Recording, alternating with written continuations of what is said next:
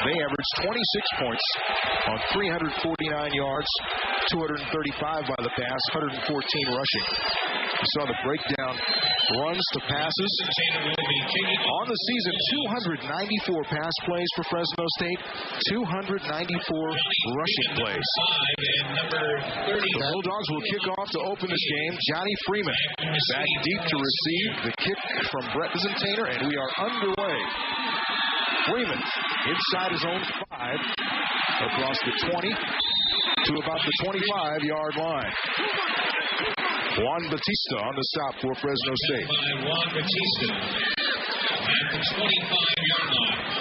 A 21-yard return, 1st and 10. Josh McCown had an effective game against Fresno State a year ago. His greatest asset in that game was his escapability. Got away from some tackles and managed to make some big plays. And that hurt Fresno State. McCown is the type of guy that when he drops back, if he doesn't see what he likes, he'll take off. He rushed for 61 yards last week against Tulsa.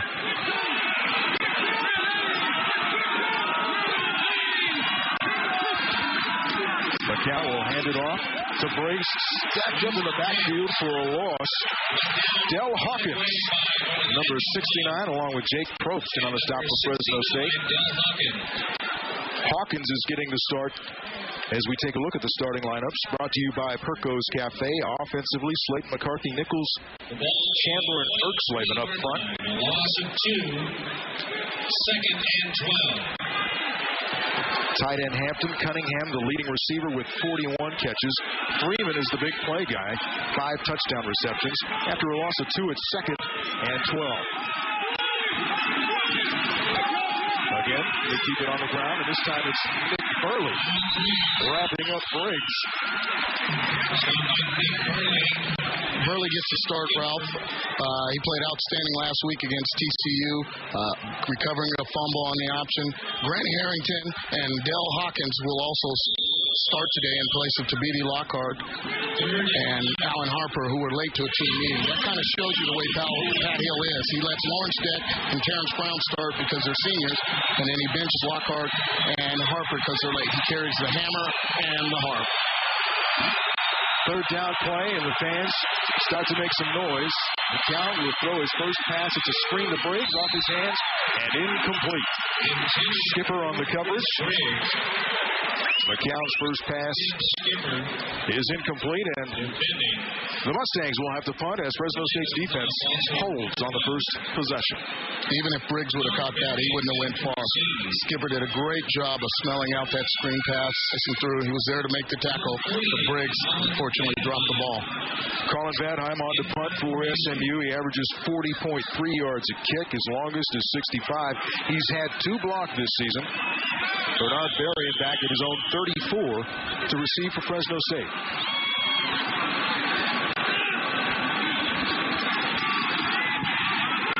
Vadheim gets it away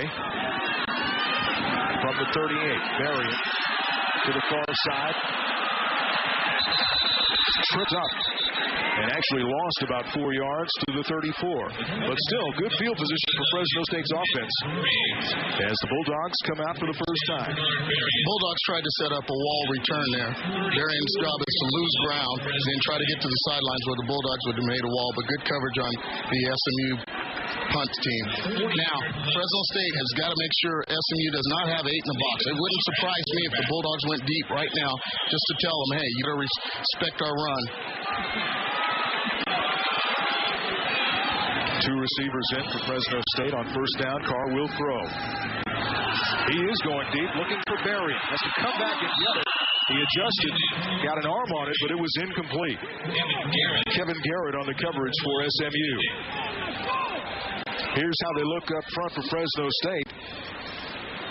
Michael at center, Shea and Tua bodying the start along with Jordan. We see some seniors getting starts just really out of the honor that they are seniors. Jeremy Johnson at the tight end has been a real bonus for Fresno State. Greco in motion. They'll run it to Gaines. Kicks his way over the middle, breaks a couple of tackles across the 45 to about the 47-yard line for a first down. Price, number 8. With the tackle. Leroy Price with the stop for SMU, but not before Paris Gaines picked up 13 yards for a first down. Ball mark just past. Valoria is just unbelievable. 106 tackles. That's the most in the WAC. He compares himself, in my conversations with him, a little bit with Tim Skipper. He's not the biggest guy. This one could go. Derek Ward. Good. Bye. Touchdown, Fresno State.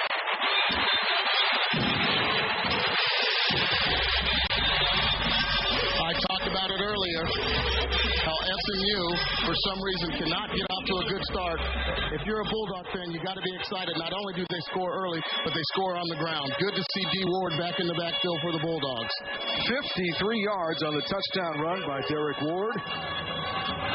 And it is a good start for Fresno State, especially for the running game. On one play, they picked up more yards than they did in the entire game at TCU, held to just 41 down in Fort Worth. Hassan Asparuoff on to attempt the extra point. Out of the hold of punter Jason Simpson. Pick this up, and it is good. So a fast start for the Bulldog offense. Fresno State draws first blood. It's 7-0. We'll be right back.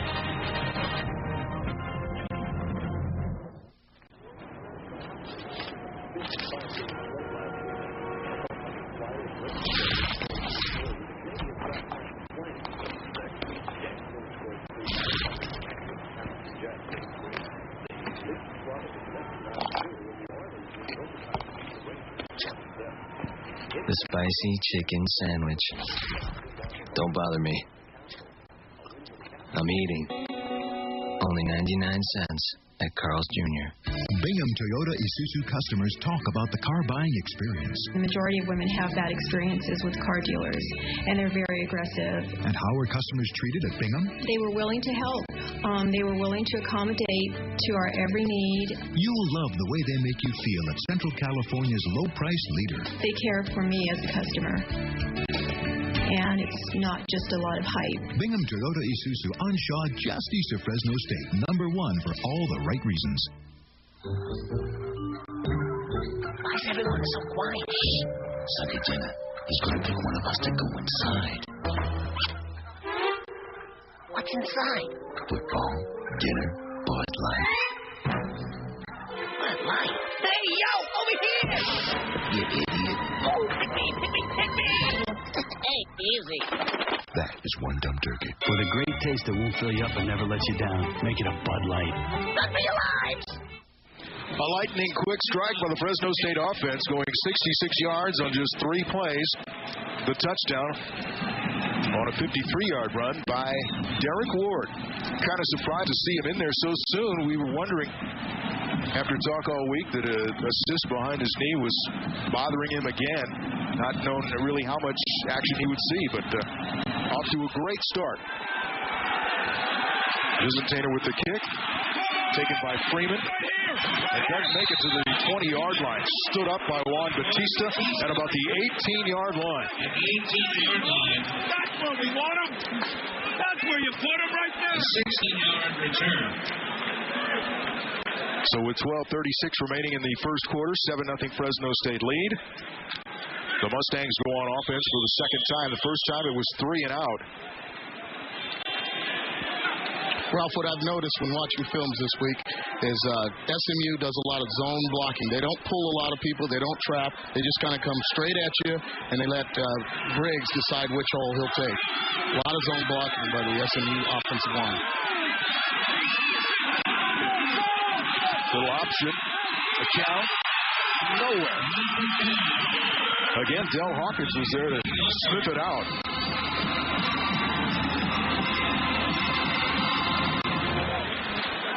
Hawkins along with Lockhart. It seemed as though as McCown, as he went there, the Bulldogs did a good job of stretching it out, making him use all the field, and then on the cutback, a good job of the backside pursuit with Lockhart and Hawkins.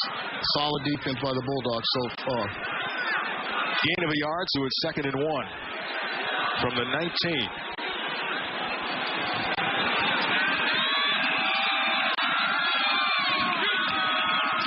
McCown will pass.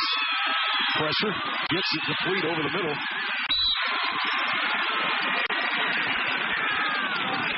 Very close to a first down. The pass complete to Jason Pipkins, a 5'10 junior. Will be about 1 yard short of the first down. McGill on the stop. Caught the Bulldogs in a man-to-man situation. Now, what happens with SMU, they've set themselves in a lot of different sets, a lot of motion to try to confuse the defense. McGill was a little late picking up the back out of the backfield there. Third down and a yard.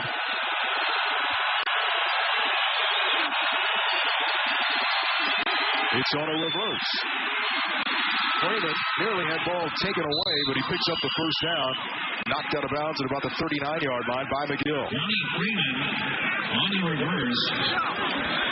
Well, there's no doubt Freeman leads SMU with 6 touchdowns this season. He has 8 scores in his career. He is definitely the big play man for the SMU offense. The Bulldogs are going to have to try and contain him today. The nose of the football on the 40-yard line. 4 minutes into this game. 7-0 Fresno State. First and 10, SMU.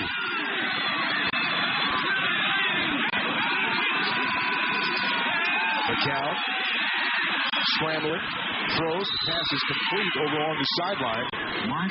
Nice catch by Marcus Carter. Picks up nearly 10 yards. I think he'll be just short of the first down.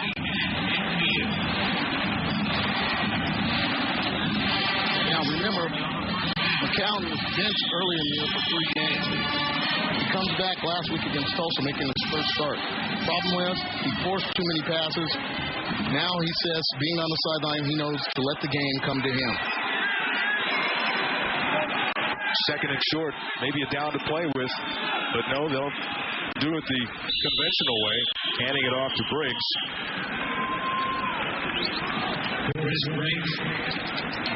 Briggs also a pretty good receiver.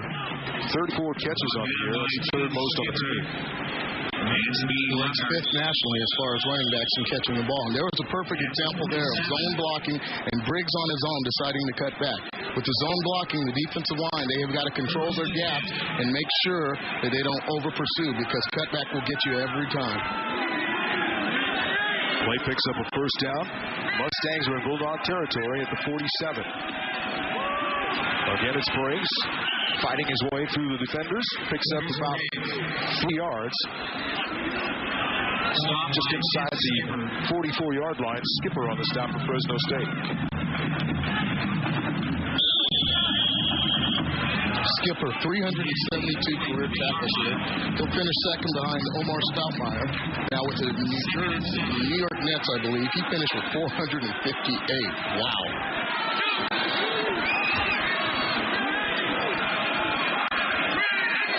That's John Hammond in motion. The handoff again to Briggs. Stop by Alan Harper and Jake Probst. For virtually no gain. When I talked to Pat Hill earlier this week in regards to the SMU offense, we talked about the simplicity of the SMU running game. Basically, all they're going to run is a zone blocking, a stretch play, and a counter tray play. There was an example of the counter where they're going to pull the backside guard and tackle and have Briggs try to hit it up the seam. Big third down play now. McCown will throw. The blitz is coming. He gets it off. Pass complete. Going to be another first down to Billy Ford. Got the first down by about a yard and a half.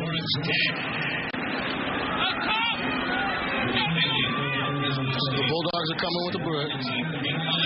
Bryce McGill, he's got 5 sacks this year. And that's incredible coming from the safety position. McNown looks sharp here. He stayed in the pocket, knew that the blitz was coming. He's going to take the hit, make the throw, first down. Pitch and catch. Good job by SMU thus far. The drive for the Mustangs is taking the ball down to the 35-yard line of Fresno State. First and 10. McCown will pass, hit as he throws, but the pass is complete. And it's Chris Cunningham, the leading receiver, with reception number 42 on the year. And another first down inside the 25 to the 24. Again, Kevin Coyle, defensive coordinator for Fresno State. He's bringing the safeties as much as possible. Last play it was McGill.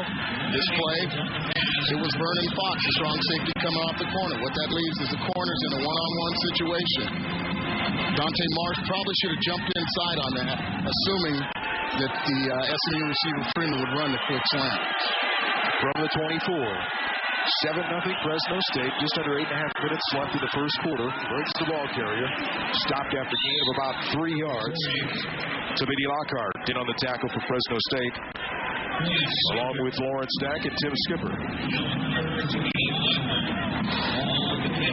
Here we go again. I talk about the stretch. Now watch them. They're just going to reach and reach and reach and reach and try to keep their hands on you there, and they'll let Briggs decide which hole to go. Big guys up front. They average about 300 pounds, so it's real difficult to get off them. Pickup of 2. On second down, they option to the near side. McCown keeps it, run out of bounds by Orlando Huff and Vernon Fox. They'll spot it at the 23. Make it the 18, excuse me. Setting up another third down play for SMU. Speed option here. And what happened, I believe Jake Probst got caught inside. He should have it side contained on that. He came crashing down hard. McNown was able to slip outside, but Huff, along with the rest of his mates, stopped it for a good game. From the 18, now the fans get into it again. Fresno State's defense looking for the stop. Leading 7-0. McCown, in as he throws, in and out of the hands of Billy Ford. Jake Probst was the defender applying the pressure to McCown, and the pass was just a little too tall for Ford. Here we go. I believe SMU was kind of surprised that the Bulldogs didn't blitz. They did a little line twist there, having the tackle on the nose flip-flop and go different ways. But I think SMU was a little surprised. McNown was definitely surprised his receiver was that wide open. He should have caught the ball. Jacob Crowley on to attempt what would be a 35-yard field goal. He's 10 of 20, just 50% this season. And the kick is blocked. Tyree Sams, number 4, got into to block the football. And special teams, as Vince said, make it a special day. It's keys to the game. The first block of this game for the Bulldogs. Ralph, I talked about it earlier. Fresno State is phenomenal when it comes to blocking kicks. This time it's Tyree Sams. Terrence Brown has 6 in his career. But the Bulldogs, along with Pat Hill, they just do a phenomenal job on the defensive side of the ball, especially when it comes to special teams, block punts, block kicks. Sams with a block. Fresno State will have the football, leading this one 7-0 right after this.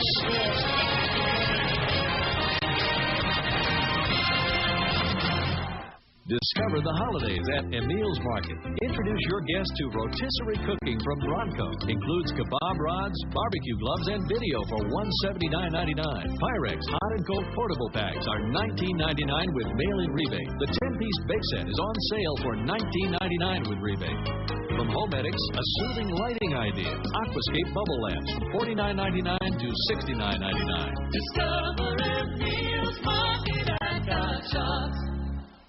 Some financial institutions are too big and some are too small. At State Center Credit Union, everything is just right. State Center Credit Union offers all you're looking for in a bank and credit union, like free checking, unlimited ATM, and unique savings and loan programs. If you're tired of paying for everything at your bank, or you think there's no better alternative, come over to State Center Credit Union. Not too big, not too small, we're just right for you. We're glad our parents chose Brentwood Homes because we're best friends. We all go to school together in the highly acclaimed Clovis Unified School District. My friend Megan, her parents enjoy taking us skiing, even camping. It's all just a short drive away. And my dad likes to pamper Mom after a hard day. Mom likes it too. We're going to buy Brentwood Homes too when we grow up. Think they'll still be in the 100s? Visit the models of Greystone Villas by Brentwood on Chestnut and Alluvial, and Brentwood Fort Washington on Maple north of Shepherd. Tonight, following the game, it's an all-new Cops in Albuquerque as two burglars are caught red-handed leaving the scene of their crime. Then at 9, it's the biggest manhunt in history. John Walsh needs your help in tracking down 50 criminals from 50 states in 1 hour. Cops at 8, America's Most Wanted at 9, only on your station, KMPH, Box 26. Since Pat Hillis took over as head coach here in 1979, that is the Bulldogs' 24th block, kick, or punt. Pat does a great job of coaching all three phases of the game. Not only defense, not only offense, but definitely special teams. And it's made a difference throughout his tenure here. And special teams coach John Baxter is the guy who really gets that group going. So Fresno State leading 7-0 with 7:33 remaining in the first quarter. Takes over on offense for the second time. Gaines has another big hole. Cuts it inside. Great move across the 35 to about the 37 before Price finally brings him down. It's great to see Terrence Gaines healthy and alive again. Like I said last week, he's wearing a sleeve. He's gotten rid of the knee brace, which shows you that he's back to being 100%. That's 24 yards on 2 carries for Paris Gaines.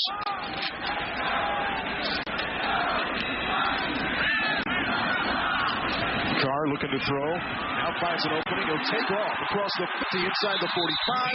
Run out of bounds at about the 41-yard line.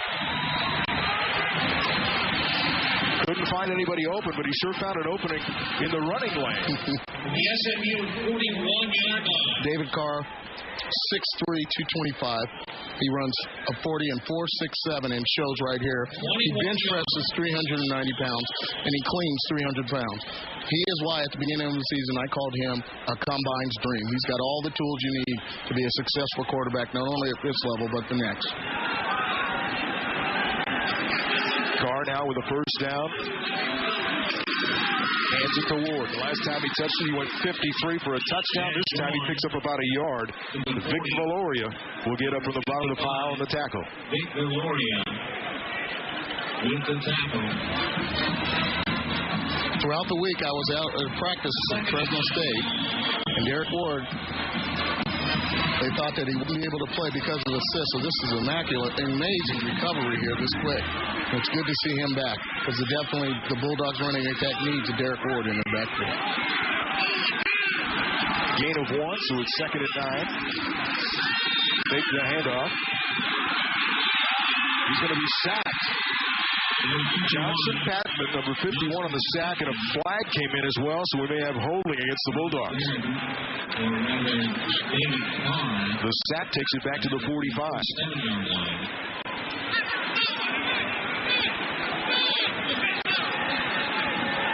Now Patman plays behind Shavardu. Shavardu is not playing today, so Patman gets a chance to start, and he's making the most of it. Holding on the offense, penalty fine, third down. Second sack of the season for Patman. They'll let it stand. And the ball is actually back at the 47. So it's third and long for Fresno State. Leading 7-0. Third and 16. 3 receivers in for David Carr, along with Jeremy Johnson, the tight end. Looking deep for the sideline. Pass is incomplete, intended for Rodney Wright down there. It's good to see Rodney Wright back in action. I'm sure offensive coordinator Andy Ludwig is extremely overjoyed to finally have his weapons back. He gets Rodney Wright back. He gets Derek Ward back in the backfield. He gets Kevin Jordan on the line. It makes a difference in the Bulldogs offense. Jason Simmons will come on the punt for the first time for Fresno State in this game. Simpson averages 38 yards a kick, the career high of 56.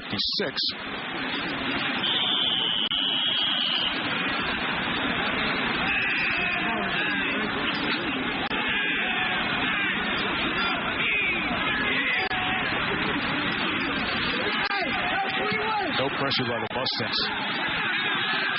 Fair catch called for by Cunningham at the 15-yard line. A flag comes in. That's going to be the halo violation that we've seen so much of. And I don't like the rule, but it's to protect the guy who's down there all alone to catch the football. Well, the guy calls fair catch. To me, the officials it should only matter if there's some kind of collision on the tackle. When immediately as you fair catch, the catch is made, let's let it go. 5 yards, halo violation on the kicking team. First down, timeout. I think it's actually, the rule is a 2-yard halo violation, not a 5-yard halo. But in any event, it's a 5-yard penalty against Fresno State. SMU will have the football when we come back.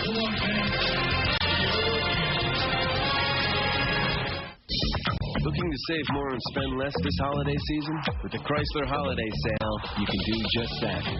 Because now you can save over $2,300 when you buy a new 2001 Town & Country with 4.9% financing. Or choose a $299 lease on the award-winning 2001 Chrysler Voyager.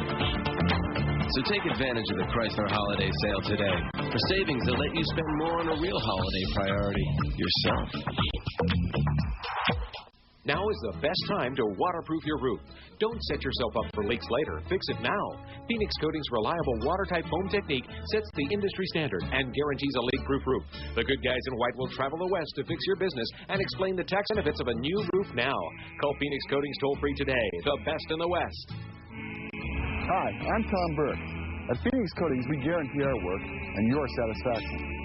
Phoenix Coatings guaranteed to keep you high and dry. I'm not a god. I am not a miracle worker. I help people get better. Always thought it made sense to be in a place where you took care of people and helped them get back home again. We get to help new parents learn what to do. I'm able to become quickly involved in people's lives in a very real and dramatic way. 2 weeks later, they come back and tell me, Doc, I'm feeling great.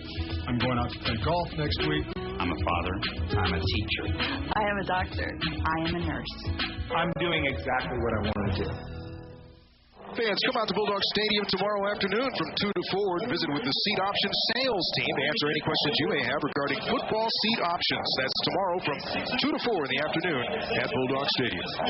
Thanks to you for all that you do to help others. 5:54 remaining in the first quarter. Fresno State leading 7-0.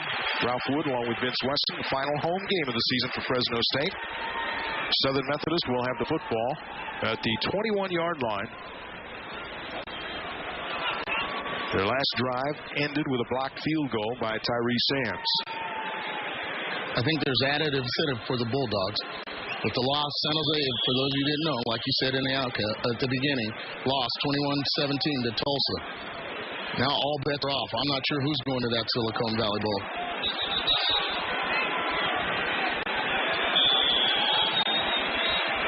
McCown at quarterback. 3 receivers in for SMU. The pitch to Briggs to the near side, cuts it back inside, picks up about 2. Burley and Harper on the stop for Fresno State.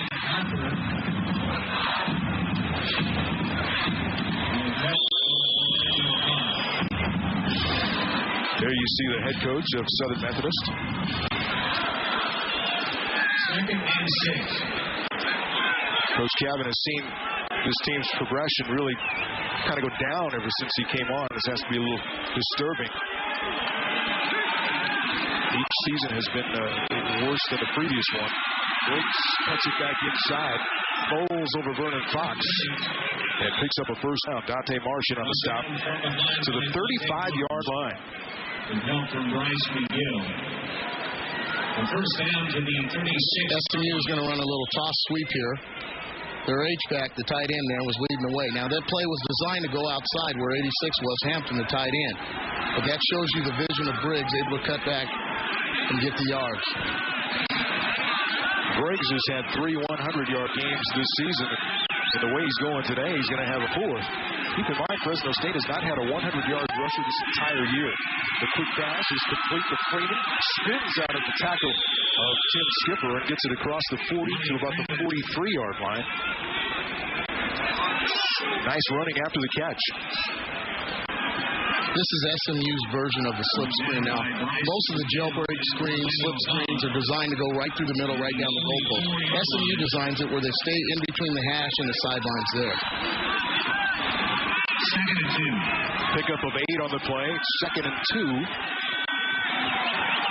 just outside the 43. We're approaching 4 minutes remaining in the first quarter. Again, the football goes to Briggs, and he's stacked up short of the first down. Lockhart and Harper there to greet him at the 45.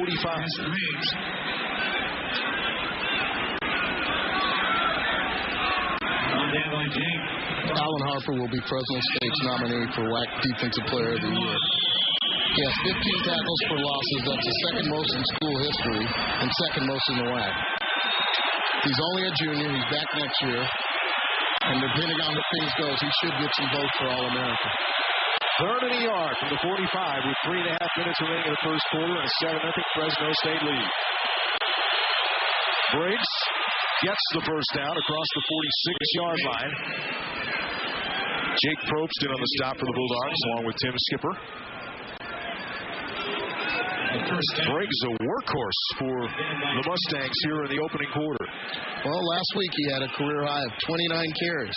So it seems as though he gets better the more carries he gets. Now, Ralph, you talked about it in the outcome, about how last year SMU controlled time of possession. It looks like they want to gain that again this year.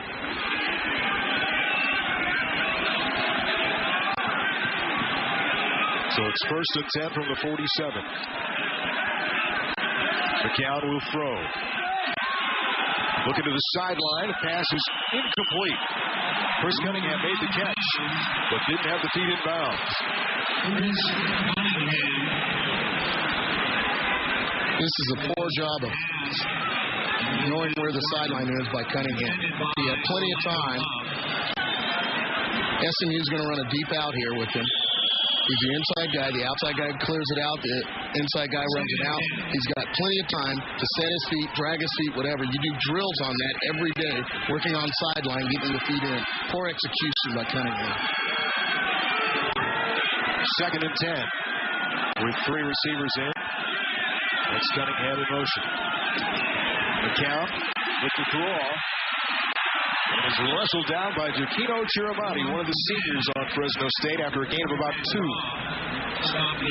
You talk about the seniors and the linebacker trio of seniors with Skipper, with Chiramani. Watch Chiramani here.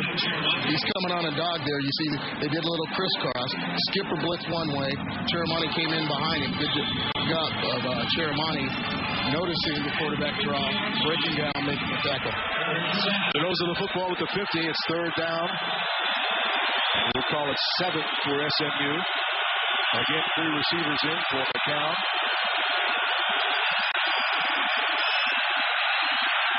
Over the middle, pass is complete to the tight end, John Hampton. And a first down at the 38. Now, Hampton is the guy they like to go to. Anytime down the red zone, anytime a third and long situation where they need a clutch catch, he's the guy to go to. Terrence Brown there was spying the pass. However, now just threw a dart. A pickup of 12, so the drive continues as we're under 2 minutes remaining in the first quarter. 7-0 Fresno State. Bulldogs scored on their first possession. McCown trips but gets the pitch away, but Briggs will not get away from Nick Burley. McCown fell as he got the pitch off, and is fortunate that he was able to get it where Briggs could catch it. Well, what does that tell you right there? If he's falling down, that means there's just too much penetration coming out of the A gaps there, right by the center. He's fortunate, like you said, to get the pitch away, but you can credit that to B.D. Lockhart and Nick Burley and all the other big guys up front there. Alan Harper with the surge, getting off on the count. A loss of 5, second and 15.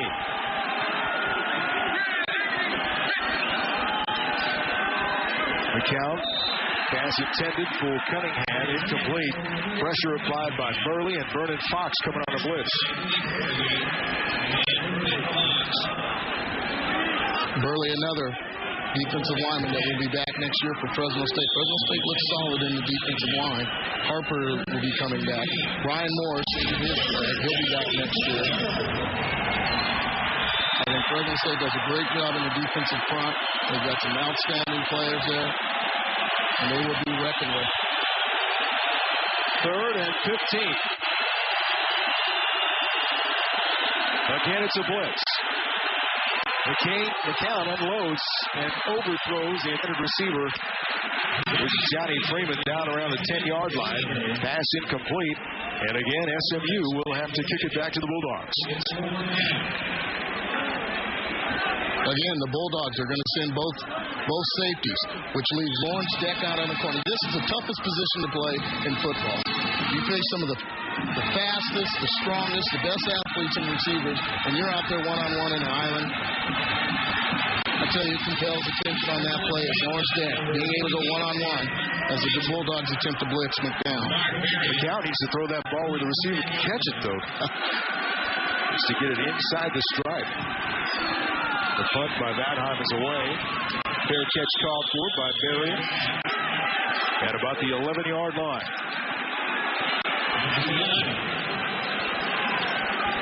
Fresno State leading 7-0 with 48 seconds remaining here in the first quarter. After a 33-yard punt by Vadheim. The Bulldogs defense, they've bent a little, but they haven't broken. I think they're getting acclimated to the speed and the motion of SMU's offense.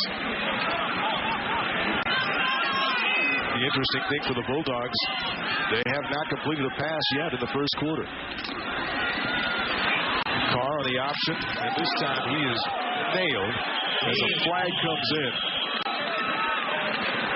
Big hit put up by Marcus Pratt. Number 50, Rory Birdwell, also in on the stop. Bulldogs are going to do what they call their speed option here. Now, nobody's going to mistake David Carr for Eric Crouch, but he does a pretty good job on the option. In fact, during the Rice week, at the end of practice, David Carr would go over on the scout offensive team and work with the starting defense on the option. So he does a pretty good job. He handles himself real well with the option. On the offense, penalty decline, second down. The guy who really put the hit on him was Valoria. He's something, 106 tackles this year in county. 40 seconds remaining out in the first quarter. 7-0 Fresno State. Second down and about 9 for the Bulldogs. Ward looking for a hole. Doesn't find one. Patman in on the stop for SMU. The ball to the 15-yard line. Gain of about 2. Anytime you're going to run outside, it all depends on the block of the tight end. That time, Jeremy Johnson got a little manhandled by Patman. With the offensive tight end's block, you're either going to run outside, you're going to block down, you're going to run off, and with the power there. Final seconds of the first quarter. The pass to Charles Smith finds an opening, and this is going to be a race. Loses the football after the tackle, and it's picked up by Tommy Dorsey. He's tripped up at the other side of the field, and Charles Smith is not moving. I don't think he saw him coming at all. No, Charles Smith finally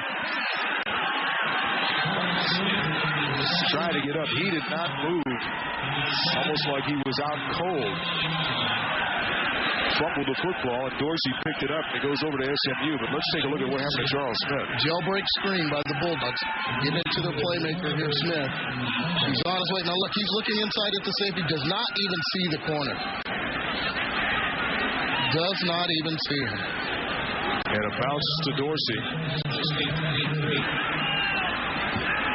who returned it to the Bulldog 23-yard line as Charles Smith is now up on his feet, and that's a good sign. Being helped to the sideline by head trainer Paul Schechter. Jonas Rutledge, number 3. Laid the wood on Smith there. Yeah, he had a clean shot at him. As you said, he was looking one way. And wham, from the other side came the hit by Rutledge. The turnover gives the Mustangs the ball when we start the second quarter after this.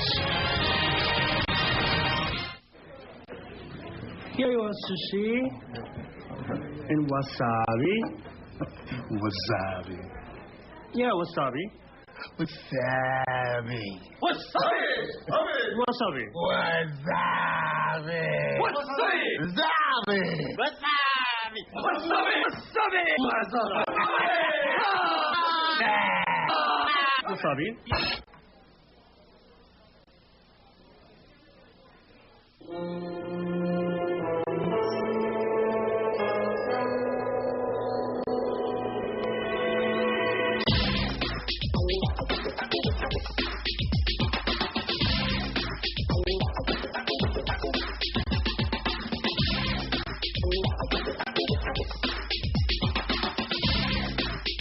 Cover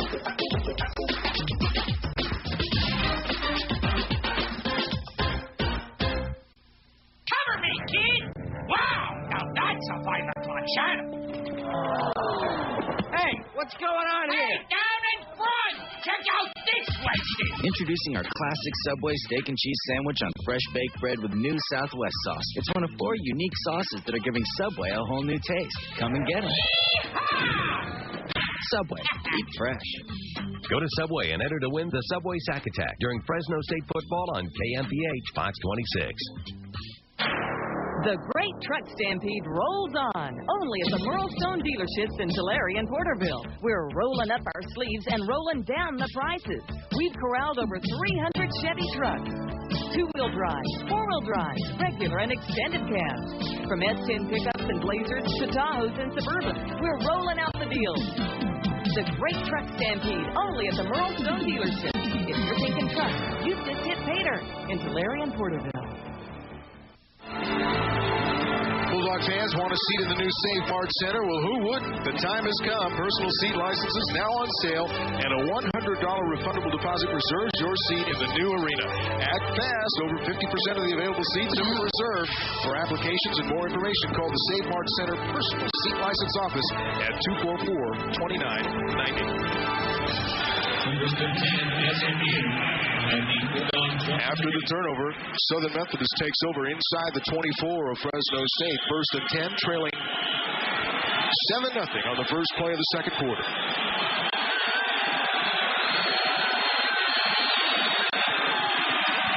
The fake to Briggs, and now a little high. The pass intended for the tight end, John Hampton, incomplete at the 5-yard line. This is where the Bulldogs defense need to toughen up.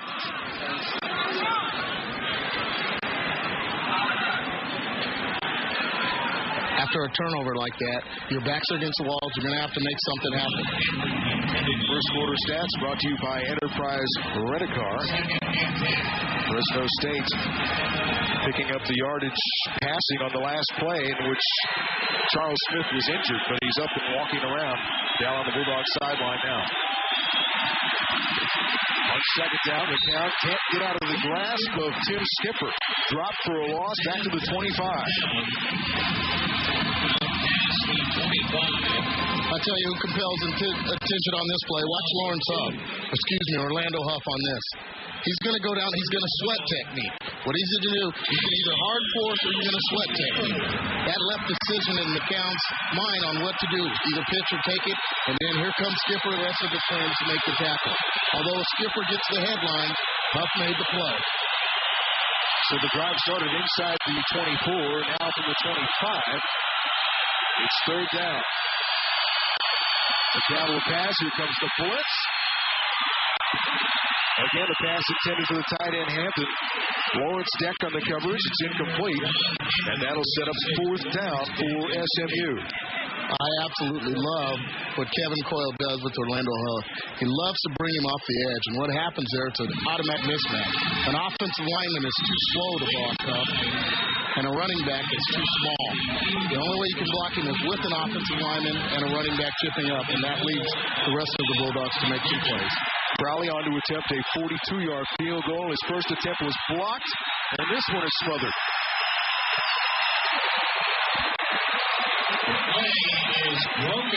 No chance. Well, we talked about it in the opening that definitely Fresno State had an advantage about the way they handled their special teams. I don't know if this was a fake or... It was a fake, and it went to Briggs. But Briggs just ran into traffic because everybody came through for Fresno State. I think Dante Marsh sniffed it coming down. He comes off the corner. Instead of going for the block, he saw that it was going to be a little shuttle pass and ran it down from the backside. Dante Marsh, spectacular. The officials discussing where to place the ball.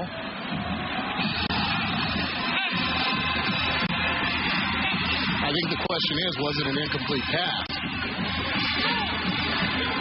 It will be Fresno State's ball regardless, and they're going to place it at the 25. Huge stop for the defense. The backs are against the wall. First down. They rule it incomplete. The backs were against the wall and made a huge stand there. Interesting formation for Fresno State. 3 guys in the backfield behind Carr. Now they should.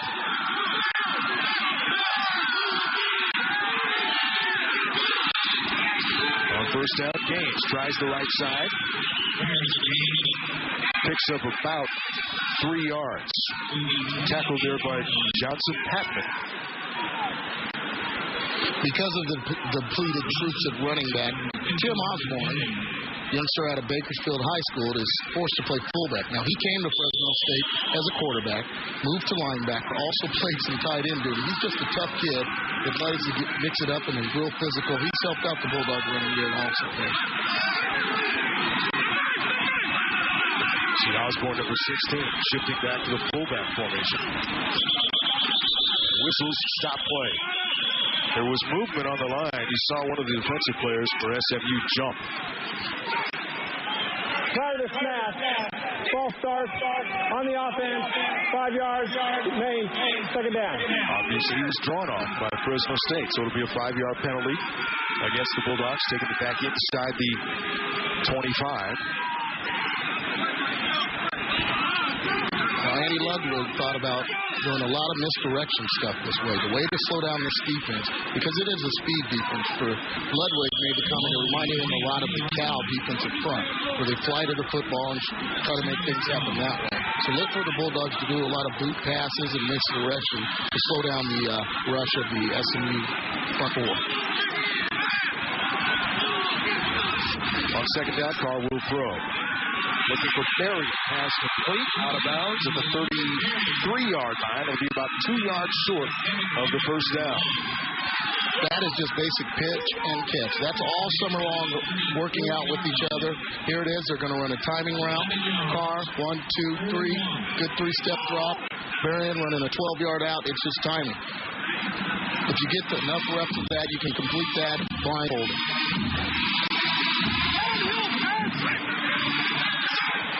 Third down now for Fresno State. Third and actually about a yard. They need to get across the 35.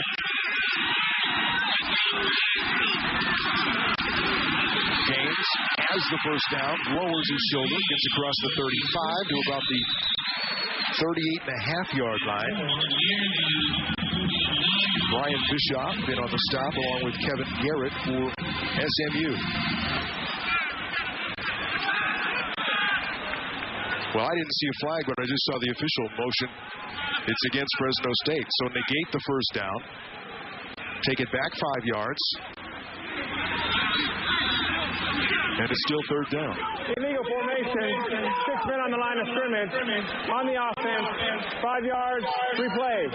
Third down. For the line judge to throw the flag like that, and the Bulldogs shifting with the fullback and the tight end and the flankers, somebody must not have been on the line, and it's usually a receiver in that case. So instead of 3rd and 1, it's now 3rd and 6. Carr quickly to Bernard Berrien. That's going nowhere. Garrett on the stop immediately. Lost about a yard. Tackled by Kevin Garrett, number 1. Bulldogs are going to attempt a jailbreak screen and watch Berrien come back towards the ball. But usually what happens, if you're not in a blitz situation up front, that's not going to work. Garrett sniffed it out right from the get-go. Saw Kevin Jordan out there trying to throw the block, but Garrett did a great job of sniffing it out. Simpson on for his second punt of the game.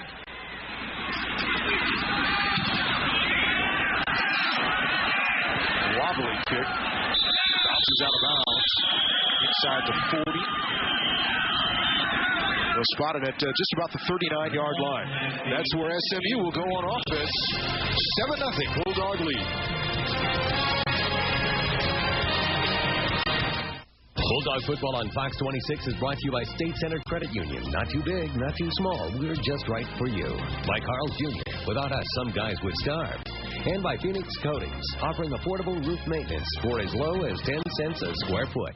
Bingham Toyota Isuzu customers talk about what makes Bingham service different. That you're going to get the service you want. As soon as you pull up, someone's walking out there to the vehicle. Their factory training puts them ahead of the rest. I trust them. Naturally, they're going to know more about Toyotas than some of these other garages.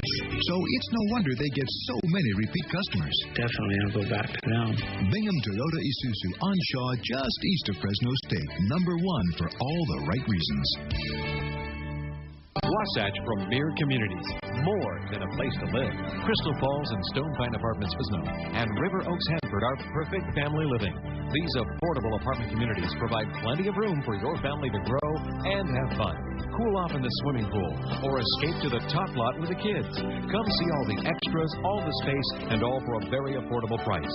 Crystal Falls and Stone Pine Apartments, Fresno, and River Oaks, Hanford, from Wasatch Premier Communities, more than a place to live. Scene 1. We open on a woman running. She's blonde like Denise Richards. She is Denise Richards, running from a mutant. No, she's just running. It's hot. She's thirsty. Cut to a drink. No, better. Wild cherry Pepsi. Bob, cool. She reaches, guy's hand. He's handsome. Hey, it's my movie. Why not? Cut to highway. Title, fade. Welcome back to Bulldogs Stadium. Ralph Wood and Vince Wesson. Fresno State leading 7-0. Bulldogs on their first offensive possession took 3 plays to score a touchdown. 53-yard run by Derek Ward got on the board, and that's been it ever since. The SMU defense has really tightened up against Fresno State. These are 2 of the better defenses in the WAC as far as statistics go, and they're showing it here on the field.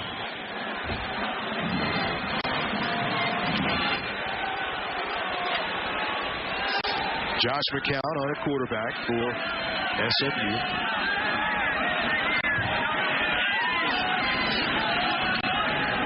Briggs trying to stretch it across the outside. A late flag comes in. Briggs is dropped after a gain of about 2 by Huff. Tyrese Sams also went on there. And Tim Skipper is motioning the penalty is against SMU. Right here, SMU is going to try and run their stretch play. Now, look at that penetration there by Nick Burley. When I talked to defensive line coach Gary Laughlin, he said make sure this week that he was really putting emphasis on the Bulldogs putting their arms out. Holding on the offense, 10 yards, spot of the foul, replay, first down. Putting their arms out because SMU likes the zone block and reach block so much. Burley there had his man on roller skates as he had about 6 yards worth of penetration into the backfield, which stranded out for the rest of his teammates to come up. The penalty takes it back to the 29-yard line. Repeat first down, now first and 20. 11 and a half minutes remaining in the second quarter. 7-0 Fresno State. Again, Briggs the ball carrier.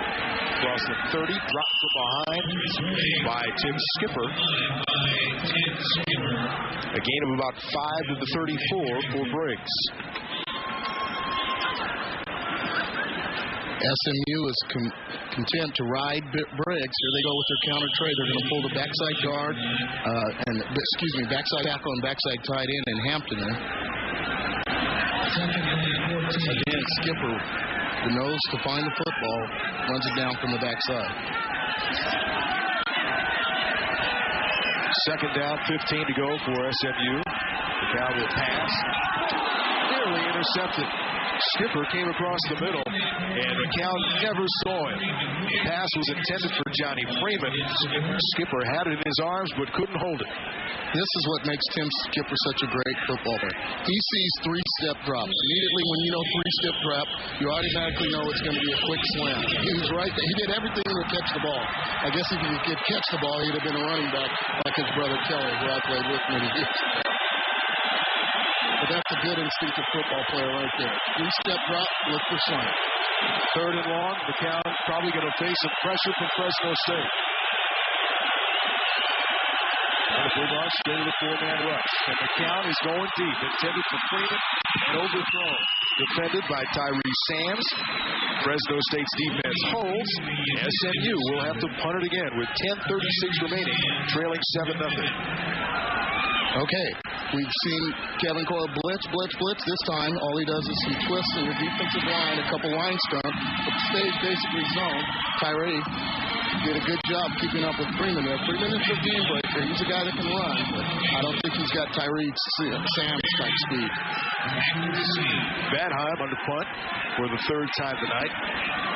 Bernard Berrien stands at his 30 for Fresno State. Pressure, gets it away. And a good kick. The 16th, Berrien. They'll reverse his field and come back to the near side. Great move. Now he's looking for blockers across the 40 to about the 43-yard line. He ran a lot farther than that.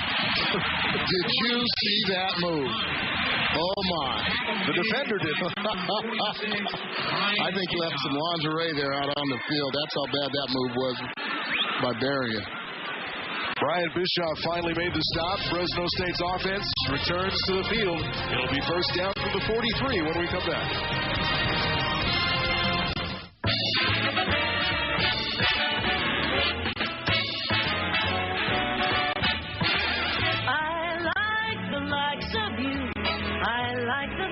You do. I mean, I like the likes of you.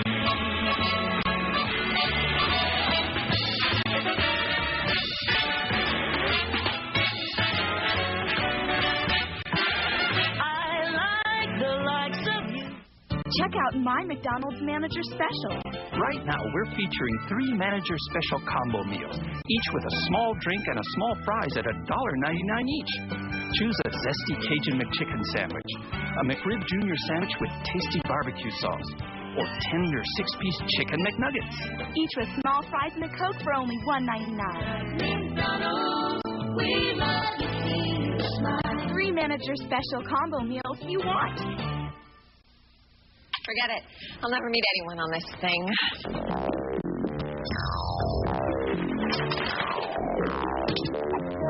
The ES300 Lexus Value Package. New message. 6-disc CD auto changer. Power moonroof. Leather trimmed interior. All for a savings of $2,000. Mailbox full. Fall in love at Fresno Lexus.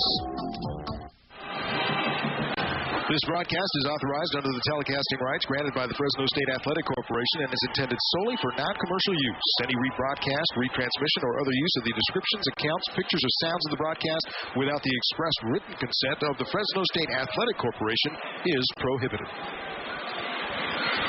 10:21 remaining in the first half. 7-0 Fresno State.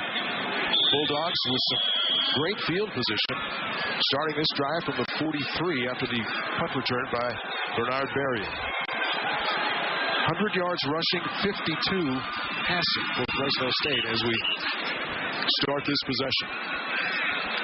Josh Levi, the ball carrier, making Marcellus Armstrong the ball carrier, gets across the 45 to about the 46, stopped by Chris Post. Now, I thought Marcellus Armstrong would be in the game earlier. However, I had no idea that Derek Ward would suit up today.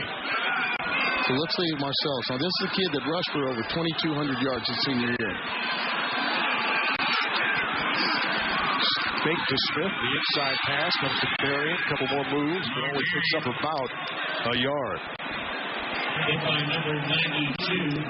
Luke Croy in on the stop for SMU. After a short gain, it'll set up a 3rd and long situation for Fresno State. The good sign you saw in motion, Charles Smith, so he's back in the game after taking a real shot on the final play of the first quarter. Now, with the injury to Rodney Wright, Berrien has emerged as the go-to guy for the Bulldogs. 6'1", 190 out of Atwater. A little more size, which David Like prefers over the Smurfs. Carr to pass. Dumps it over the middle. Pass is complete to Smith. Dragged down, I believe, short of the first down by about a yard. It's going to be close. Valoria in on the stop. They may have to measure.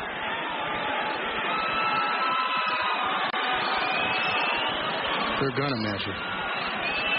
Regardless, right now, if I was Pat Hill, I would go for it. The game has been kind of stagnant since after that first drive. Defense, three plays and a punt. Defense, 3 plays and a punt. Bulldogs need something to get this crowd going. Remember, it is senior night. You know, a lot of people here.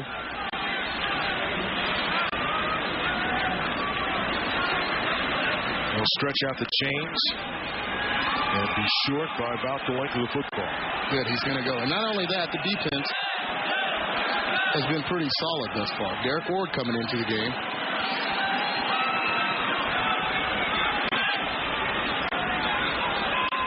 .9:01 remaining here in the second quarter. 7-0 Fresno State. Bulldogs are going to go for it on 4th and less than a yard. Good, I like the call here.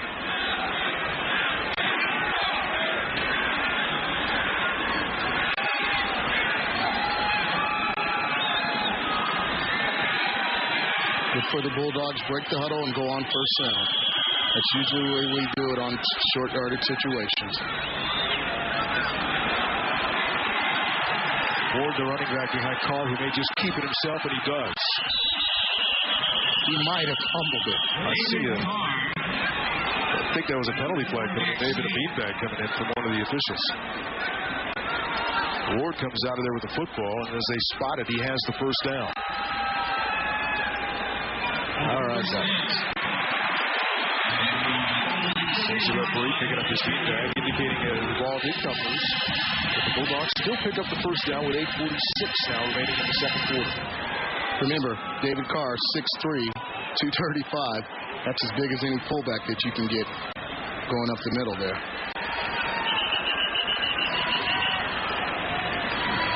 And some big guys up in front of him, too, giving him a lot of support. The center goes 6'3", 302, and Rodney Michael, he just kind of get on his hip and ride. D2 Tua, Joe Shy, and the rest of the game.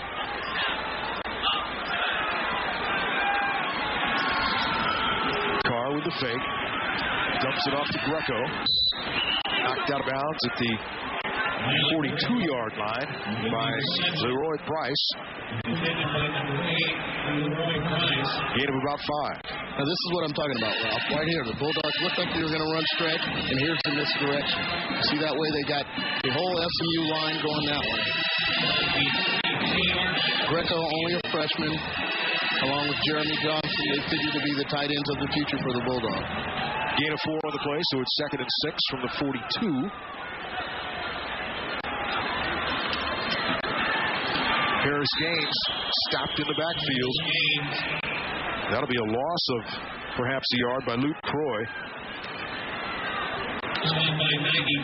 So again, Fresno State probably facing a passing situation here on 3rd down. 3rd and about 7 or 8. Croy knifing through the defense there. He had a career-high 11 tackles last week against Tulsa, and he's only a sophomore. 3 receivers now in for Carr, the Bulldogs, on a 3rd down play. Carr, look out from behind. Never saw Marcus Pratt until it was too late. Pratt tracked him down from behind for the sack. Let's watch David. I believe the receiver right there, Jeremy Johnson, tripped coming across. I think that's what happened, and then by the time he looked to dump it off to a second receiver, Paris Gaines, the rush had gotten to him. But as you saw in the replay, Jeremy Johnson was wide open over the middle, just couldn't keep his feet on that one. Pratt leads SMU now with 6 sacks. Simpson booms it, and it dies inside the 5. Fresno State trying to keep it out of the end zone, but it goes in. Kendall Edwards was the first man to the football. Then Terrence Brown came down, and the ball trickled into the end zone for a touchback, so it's going to come out to the 20. I have a feeling John Baxter's going to let them know about this come Monday at film. Nobody's around. They need to break down. The ball's at the 5-yard line. There's no excuse for that ball going into the end zone. There's 4 Bulldog players there and an SMU player in sight there. Rutledge had already given up on it. They had plenty of time. Plus, the ball had some backspin on it there. Poor execution on the Bulldog special teams there. Still just 7-0 Fresno State. We're under 7 minutes remaining in the first half. Chris Briggs picks his way over the middle, breaking tackles across the 30-yard line. It should have a first down. Boy, Briggs just kept pumping the legs, turning the body, and fighting his way. And he does pick up a first down. He's only a sophomore. He's passed these next 2 games. He needs to average 139 yards, and he'll become only the 7th Mustang in history to rush for 1,000 yards.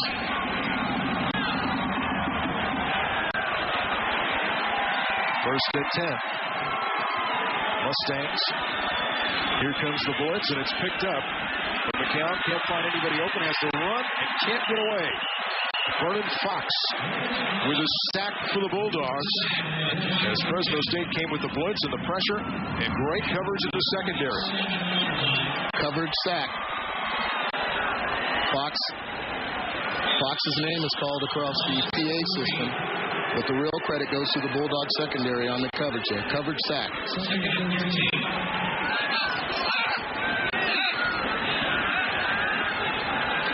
Jake Probst hustles from the bench to get into the play. Is told what defense to line up in by Skipper. On second down. Down will throw. Swings the pass out to Briggs. Tripped up by Dante Marsh at about the 31-yard line.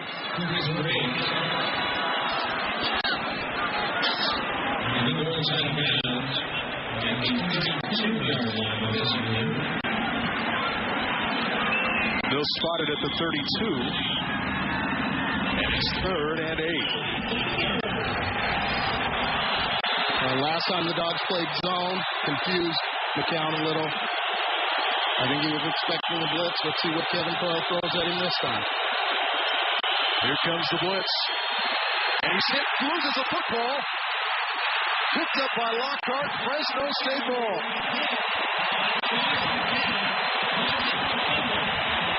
McCown took a shot.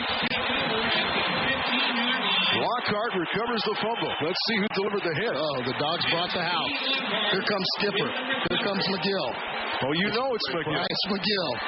Freshman out of Bakersfield High. Tabiti wanted a touchdown on senior night. Why not? Why not? Beatty, as his teammates call him. Of course, started his career at Cal. Transferred to Fresno State. He's done an outstanding job since he's been here. So the Bulldogs with great field position now for the offense. Trying to put something on the board, leading 7-0. At the 15.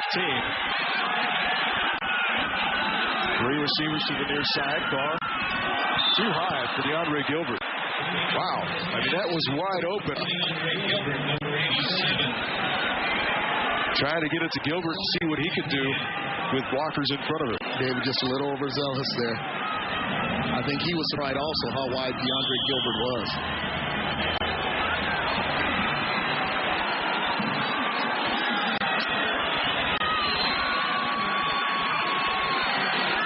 Second down to 10 from the 15.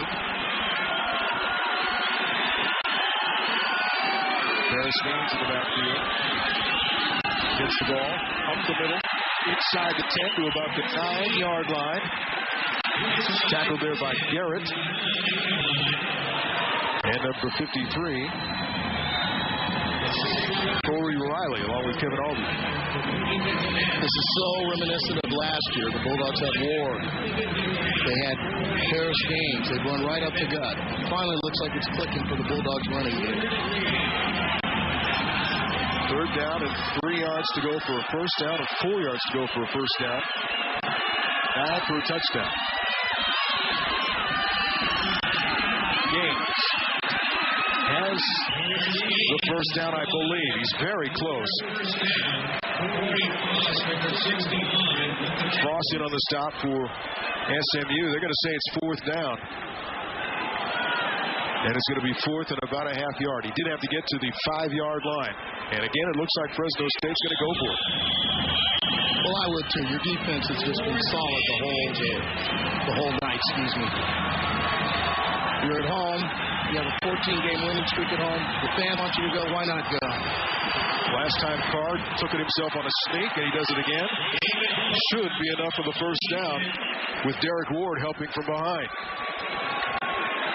Russ Harding in there, Joe Shy, Kevin Jordan, P2 Tua, Rodney Stovall. They average 300 pounds. Carr picks up the first down, so it's first and goal, Fresno State. 3:57 remaining in the first half. 7-0 Bulldogs.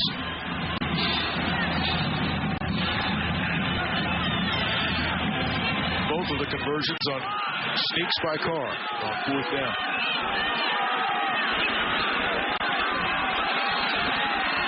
Carr gives it to Derek Ward. Trying to stretch it ahead. Let's see where they mark it. Tommy Dorsey on the stop, along with Bischoff. 4-down territory here for the Bulldogs. If they're going to go for it at about the 5, they'll go for it on fourth down. I expect one shot of Brian Burrian one-on-one with the corner, Jonas Rutledge. Some kind of flanker fade to the end zone or perhaps a quick slant. I think they'll give it one shot. The ball is at the 3. Second and goal. Ward, the lone running back. And now he's joined by Osborne at fullback. Ward again. Fighting to stay on his feet. And then lunges forward to about the 1. Well, for whatever reason, Derek Ward looks healthy. You got to appreciate a running back that falls forward, especially down there. You don't try to be the hero and bounce it outside. You stay up in the gut and keep going forward with your surge. Looks like the Bulldogs are going smash now. Well, SMU hasn't really stopped them in this situation the entire first half, which is now less than 2 minutes and 25 seconds to halftime. Third and goal from the 1.5. Ward lunges over the goal line. Touchdown, Fresno State. Dangerous to put the ball out there like that, especially with what happened to Alec Greco last week in Fort Worth. But he smelled the goal line and really reached the football out there to break the plane for the touchdown. His second of the night. Once again, Osborne leading the way. I didn't know Derek Ward had these kind of hops. That was like about a 4-yard jump for him. Asparuhoff on to attempt the extra point.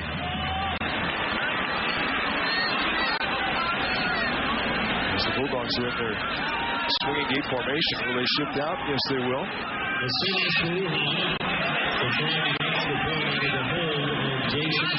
Simpson, the holder. Snap down. Kick is up. And the kick is good. So Asparuhoff splits the uprights on the extra point. And the turnover by the Bulldog defense leads to the second touchdown of the game for Derek Ward. 14-0 Fresno State.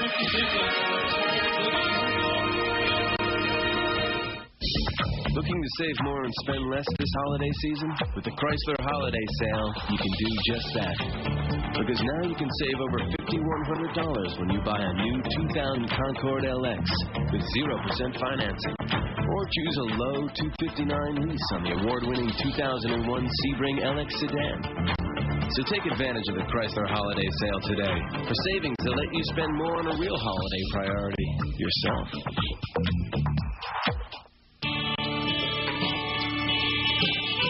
Your business has more power with the help of our business. Let a CalFed business banker show you how. You have more power than you think. CalFed Commercial Banking.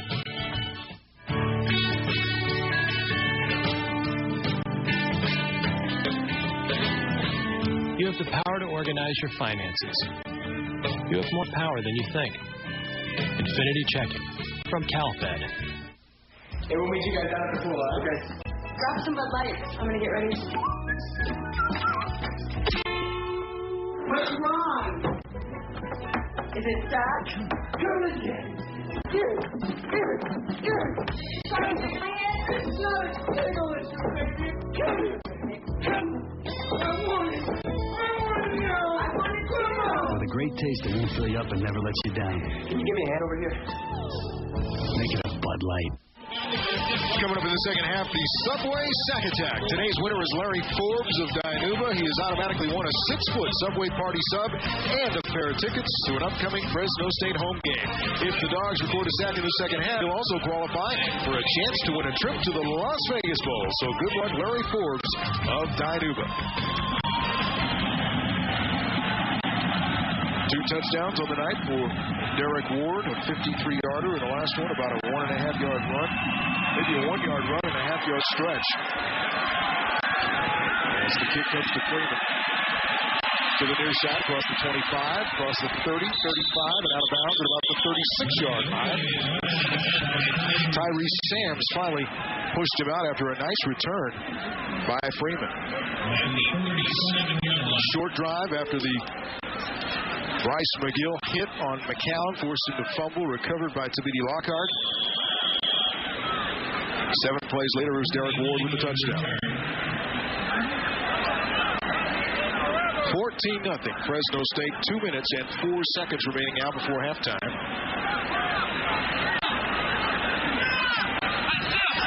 The numbers very similar between the two quarterbacks tonight. 62 yards passing for Fresno State's David Carr. Out of the shotgun is McCown on first down. Pass over the middle is complete. Freeman picks up about 5 to the 42. Upended there by Sam, so it'll be second down and 5. SMU is going to go to their no-huddle offense here. Shotgun formation, Briggs the lone setback. SMU has all 3 timeouts left. So does Fresno State. Movement, whistles, flags, penalty.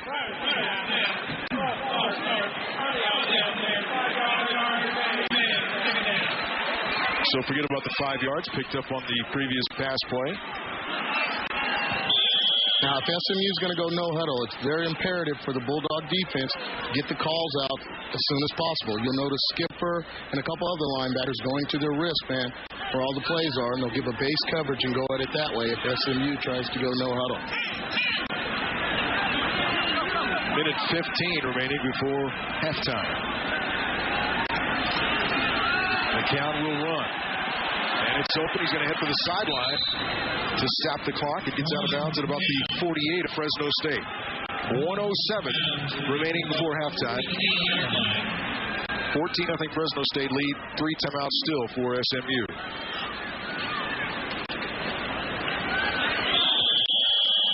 Well, the Mustangs caught us in that last formation there because there was nobody to that side of the field. And like I said, McNally, he's a pretty good runner. Like last week, 9 carries, 61 yards. He's not afraid to run the ball.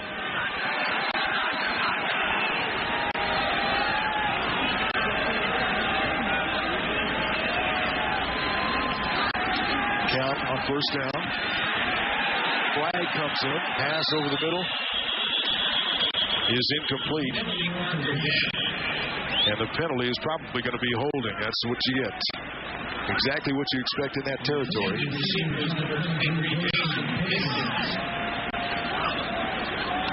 Jim Skipper talking over the options. It's just so difficult. Let's listen to the call first. Holding on the offense. 10 yards. Previous spot. Replay. First down. Referee tonight, Gene Semko. Penalty takes the ball back to the 42. You know, this time the Bulldogs were in a man-free coverage. Everybody's going to play man. Terrence Brown, the free safety, was the only one. He spied the quarterback deep, making sure nobody gets behind him. That's what took so long for everything to develop and led to the errant pass there by McCown. So now McCown is back into center, out of the shotgun formation. Option, the pitch. Orlando Huff trying to track down Briggs. And Briggs then goes down at about the 44. Gang tackled by Skipper. Lawrence Deck also in on the play for Fresno State. Clock continues to run now. 46, 45, 44 seconds remaining. I tell you, how good is Orlando Huff? This kid has all the tools. Kind of surprised SMU didn't use one of its 3 timeouts. Burned a lot of time there. Lost 15 seconds. The blitz. Pass goes to the sideline. The receiver turns it inside. For the receiver, the clock will run. Now SMU has to call a timeout with the ball at the 50 and 20 seconds left.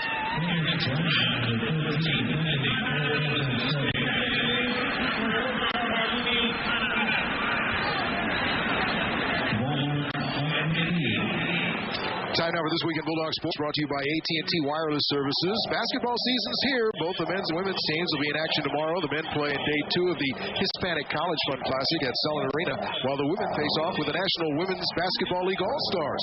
It's their final preseason tune-up, 2 o'clock in the afternoon at the North Gym. For tickets to exciting Bulldog basketball action, call 278-DOGS. This Week in Bulldog Sports, brought to you by AT&T Wireless Services. Timeout called by SMU. The Mustangs want to talk it over with 20 seconds remaining. They have the ball. 3rd and 2 at the 50-yard line, trailing 14-0.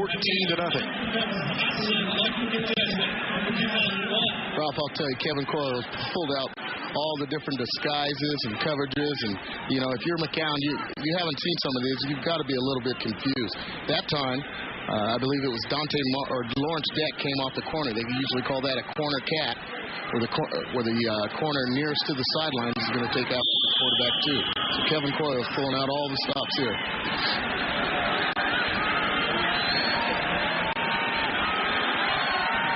McCown back in the shotgun now at 3rd and 2.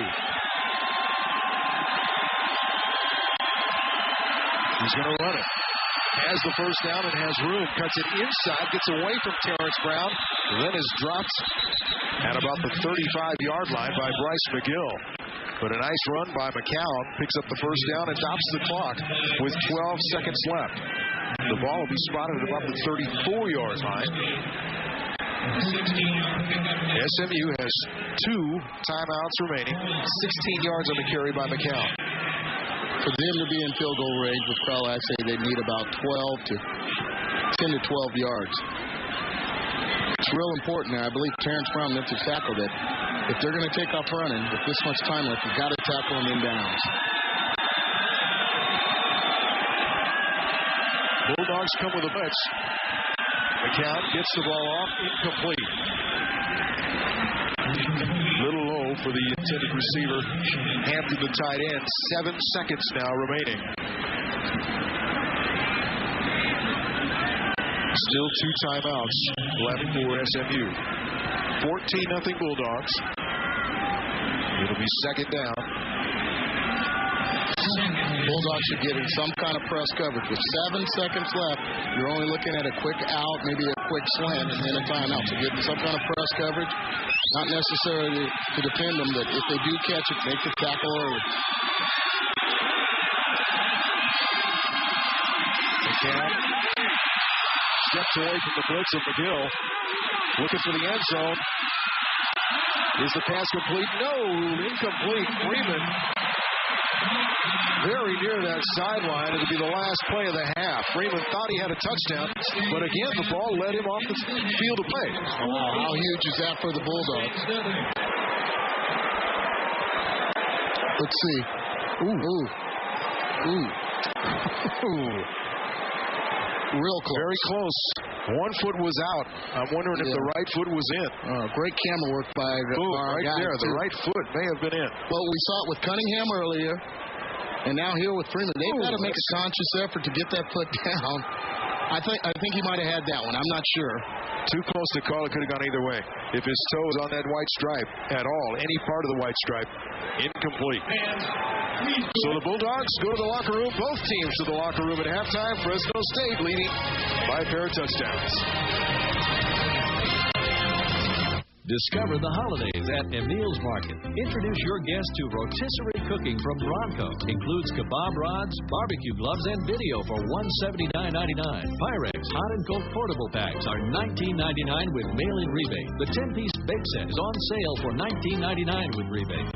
From Homedics, a soothing lighting idea. Aquascape bubble lamps from $49.99 to $69.99. Discover Emil's Market at Gun Shops.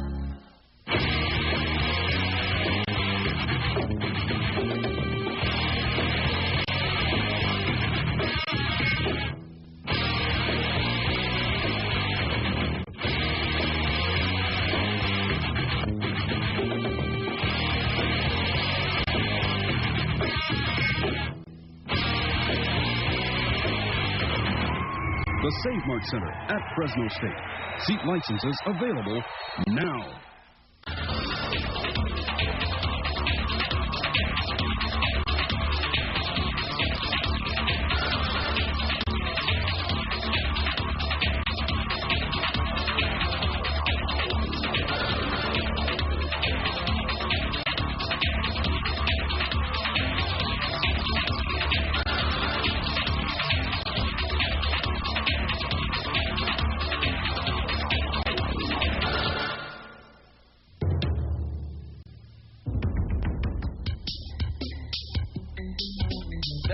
Real fast.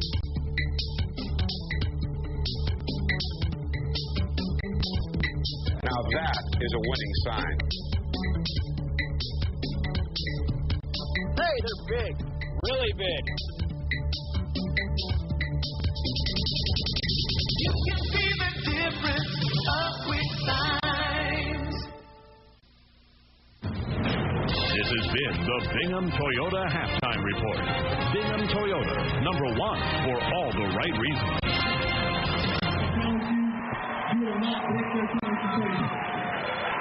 14-0 Fresno State leading SMU at halftime. Ralph Wood along with Vince Wesson. Vince, what impressed you about the first half? Well, it was strange. You know, everybody's been worried about the Bulldogs running the football, and the pass has always been there. Well, this time around, we're running the football, but the pass isn't there. So I'm kind of concerned about if the Bulldogs can get some big plays with the pass. SMU did some pretty good adjusting on defense. The first 3 plays for Fresno State resulted in 66 yards on the ground. The rest of the half, they only managed 47. Well, we talked about how bad it was for SMU to get off to a good start. I thought for sure this could turn into a blowout. However, SMU, like you said, they've made an adjustment. They've come out, they've done the right thing, and slowed the Bulldogs down. If it wasn't for that short field on the turnover by McGill, who knows? This could be a 7-0 ball game. But Fresno State's defense has not surrendered a point. They are playing solid. Kevin Coyle is doing a great job mixing up, coming with different blitzes from the corners, from the linebacker, from the safety. If I'm McCown, I'm a confused quarterback back there. Okay, a lot coming up for you at halftime ahead. We'll be back a little later after you enjoy some of our halftime information, including the halftime Bulldog Spotlight.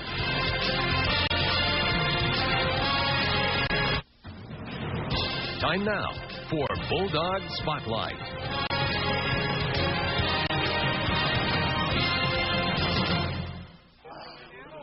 What would you have said if we told you at the beginning of the season that with the likes of Charles Smith and Rodney Wright, the guy leading the Bulldogs in receptions and touchdowns and yards after 9 games would be Bernard Berrien? Yeah, I thought you guys went crazy. You guys would have said that. Well, call me crazy. The sophomore from Atwater has been the biggest play receiver this year for the Bulldogs, especially in the last 5 games. With Rodney Wright out with an injury, Berrien has gone over the 100-yard mark 4 times. I think I was able to do this last year. I just didn't really have the opportunity playing behind Rodney. But now that I have been able to have the opportunity, I'm just trying to take advantage of it. It wasn't going to be quite so clear-cut as how he was going to emerge, but we had plans for him to be a key performer, and as it turned out, various factors, injuries included, he came to the forefront fairly early. Yeah, that's a big part of our team. When people go down, who's next, and you got to step it up because passing game is a big part of our game, so we got to step up there. One of the biggest plays Berrien made this year was on special teams. Back to return a punt for the first time since high school, Berrien broke loose.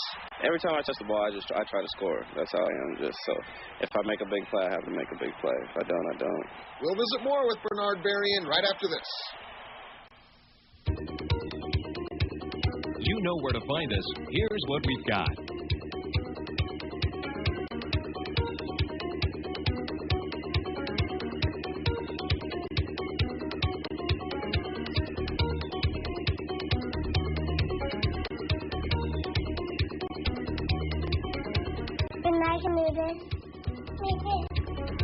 The Bulldog Shop, Cedar and Barstow, and online at GoBulldogs.com. Not many people in the world get to experience this, running alone towards an end zone with 40,000 screaming fans reaching a deafening crescendo. It's got to be incredible. You do hear the crowd a lot, and you just, go crazy for a second. You just, I can't stop running sometimes. I just feel like I want to run around everywhere. So how has Bernard been able to run around everywhere so many times this season? He's got real good quickness along with just flat-out speed. He's got natural instinctive ability with the football. He can make people miss. The same kind of instincts that running backs have. He has those instincts. He's very smart. Most receivers have an air of cockiness about them. Not Berrien, at least not in public. Yeah, that's just the way I am. But like out on the practice field is totally different, though. But like when I'm talking to you guys, yeah. Soft-spoken or not, Berrien has made a loud statement this year, and just think, he's got 2 more. He's just going to continue to get better as he goes. I'm Dana Green with the Bulldogs Spotlight.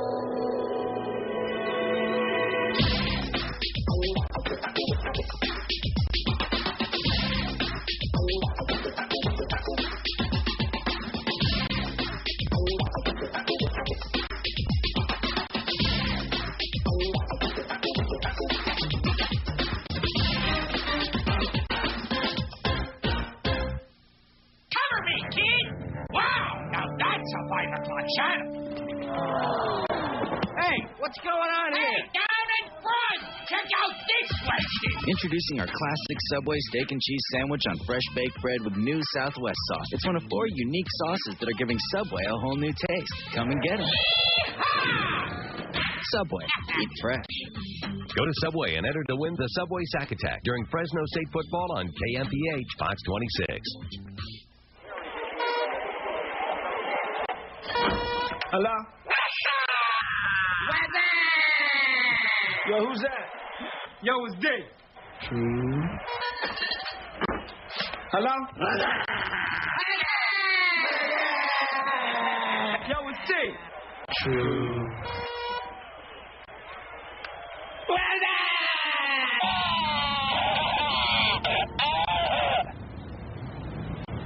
Be the 26th caller now to win 2 Carl's Jr. Burger Boxes and 2 tickets to the Fresno State versus Toledo home basketball game from Carl's Jr. and your station. It hides from the daylight. It's killed 4 people. It hunts in the night. The coroner was disemboweled by something with sharp teeth and 4-toed claws. And if it finds them, The lights appear to be human. but did this isn't human. Their first case together could be their last. The X-Files, all new at 9, 8 Central Fox Sunday. Good evening. We hope you're enjoying the game here on Fox 26. I'm Eric Alvarez with your halftime report. Well, there has been more behind-the-scenes maneuvering in the legal battle over a controversial South Valley Canal lining project. Mike Cully has the story. Just weeks after winning a court judgment that prohibited the Tulare Irrigation District from sending this 10-mile stretch of historic waterway, the district is challenging that decision, hoping to hit opponents where it hurts most, in the pocketbook. If they're successful in convincing the judge that this bond is necessary, I think they know full well that we can't afford or come up with millions of dollars in bond. TID will ask a judge to consider raising the amount of a bond to cover losses while the project is delayed from $100,000 to nearly $2 million. For the 90-year-old landowners who posted the cash for the initial bond, the request is absurd. If the judge imposes this on us, we're done because there's no way we can raise that amount of money. This is a grassroots organization. We've been able to raise the $100,000 bond that was asked for us by putting on barbecues and raffling quilts. But there's no way that we'd be able to get our day in court if the judge imposes that kind of bond. Even though we may win on the merits of the law, we could lose because we couldn't afford to meet the requirements of the bond. Opponents say the district is simply trying to outspend landowners and trying to break them from creating further construction delays. They also say that the demand for a larger bond is misguided. It's not just us that are preventing them from going forward, and the judge agreed with that in his ruling. Now it will once again be up to the judge to decide if this latest move by TID is anything more than just a desperate attempt to get its way. In Visalia, Mike Cully, the 10 o'clock news. The Tulare Irrigation District claims it's losing $105,000 each day that the project is delayed. The Mexican consulate in Fresno celebrated what's called Dia de los Muertos, or Day of the Dead, last night. The celebration is meant to honor relatives and ancestors who have passed away with candles and prayer. Tonight we are officially inaugurating the altar, celebrating the Day of the Dead, and we dedicated this altar to Guadalupe Amor. She was a poet, a Mexican poet, in the 1940s and 50s. It was the era that she was in her highest behavior. The Day of the Dead is actually celebrated on November 2nd, but the consulate could not do it on that particular day. And we'll be back with more of your halftime report in just a moment. Hi, this is Kofi Soteropoulos, and I would love to take you with me on a cruise of the Greek islands this June. First Value Travel and Galaxy Cruises has put together a 7-day cruise plus 2 nights in Venice from June 17th through the 27th. After landing in Venice from L.A., we board Costa Cruise Lines for Bari, Italy. On to the site of the first Olympic Games, Olympia. Then we sail for Mykonos, where the rich and famous will rub elbows with us. Off to Santorini, where the gods place the most beautiful sunsets. The seaside cafes of Rhodes await us, as well as the hospitality of Dubrovnik, Croatia. We finish with 2 exciting nights in Venice before heading home to plan our next cruise. And don't forget, put your vacation request in now for June the 17th through the 27th. Join me for this fantastic Greek island cruise by calling First Value Travel at 1-800-766-8264 or visit firstvalue.com on the internet. Plus, how often do you get to travel with your very own personal weatherman? Oppa! Welcome to the next level. You're about to be launched into a realm of the surreal. You may think you're dreaming, but the objects you see before you are a reality. Beginning Monday on the KMPH 10 o'clock news, Ken Pritchett will take you on a technological journey. Warning, warning. Once you see what these gadgets can do for you, you'll not want to live without them. Gotta have gadgets. Monday on the KMPH 10 o'clock news. Welcome back. Troubled teens in Madera will soon have a new school, all thanks to some generous people.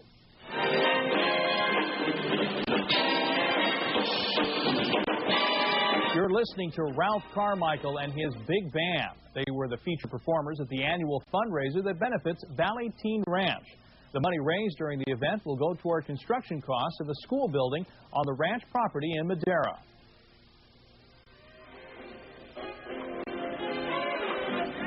We started a charter school at our group home for our 32 boys this August, and we're going to actually build a education and technology center there for the school, and we'll have it done hopefully in the fall.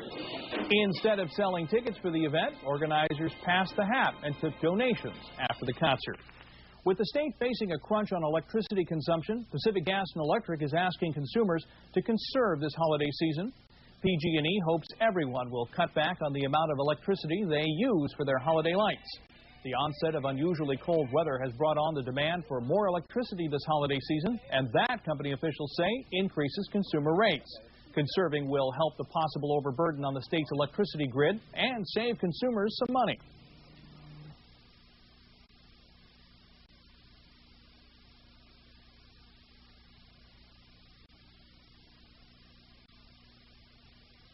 And that way, you're going to get the most efficient use of your indoor appliances as well as your lights outdoors.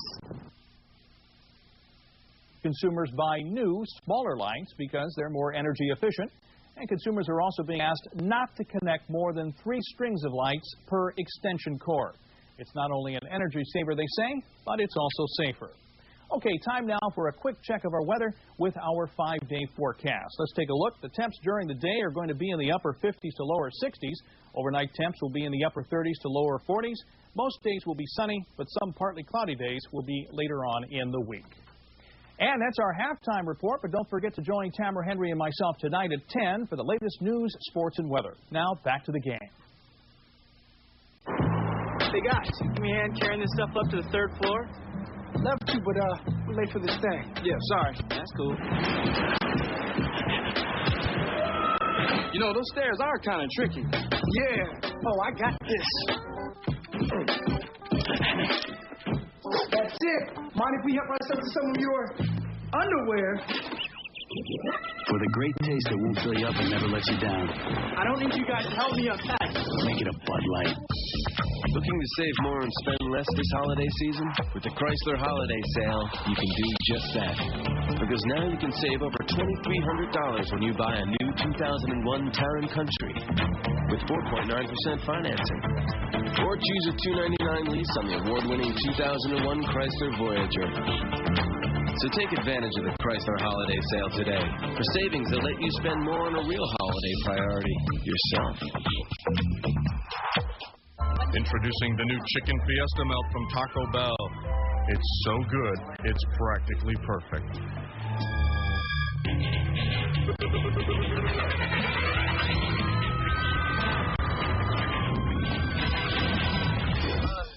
Sir, could you please try it before you mess with it? Grilled white meat chicken smothered in Fiesta salsa and 3 kinds of cheese melted just the way you like it, to perfection. Get it for a limited time at the Bell. 14-0, Fresno State leading Southern Methodist here at halftime. Just about ready for the second half. Ralph Wood waiting for Vince Weston to hook up with head coach Pat Hill. Vince has gone down to the field to get the coach as the Bulldogs return to the field to start the second half. First, let's take a look at some of the highlights from the first half. Fresno State off to a fast start. 3 plays into the game. Derek Ward, his first carry, goes 53 yards for the touchdown. The extra point made it 7-0. Then special teams coming into play. Tyree Sams blocking a field goal attempt by Southern Methodist. Bulldogs had 2 big plays on special teams. They snuffed out a fake a little later in the first half. Here, a big play at the end of the first quarter as Charles Smith takes the pass but never sees Jonas Rutledge, who laid the hit on him. Looked for a while like Smith was knocked out. Tommy Dorsey picked up the fumble, returned it all the way to the Fresno State 23-yard line, but again, the Fresno State defense held the Mustangs, failing to score. Defense also came up big time after time. Here on the blitz, it's Bryce McGill nailing Josh McCown. He fumbles. Tabiti Lockhart falls on the football. Bulldogs had it in great field position. Then 7 plays later, Derek Ward stretches across the goal line. His second touchdown run of the game. Both touchdowns for Fresno State. The only touchdowns in this game so far, and it was 15-0 Bulldogs. Here, look at the first half stats brought to you by Enterprise Rent-A-Car. Neither team passing the ball very well. Fresno State had 66 yards on the ground after that first possession. Remember, 53 of them came on the one long touchdown run by Derek Ward. Penalties, not really a factor. Turnovers have been a factor because Fresno State cashed in on SMU's turnover to score the second touchdown of the game. Time of possession has really been in favor of Southern Methodist. The Mustangs have out first down the Bulldogs 16-10, but so far that has not really had anything to affect the game. Sorry, 10-6 was actually the number. Only 6 first downs for Fresno State in the first half, but 14 points for the Bulldogs. That's the good news. 14-0 Fresno State. We'll be back with more of halftime right after this.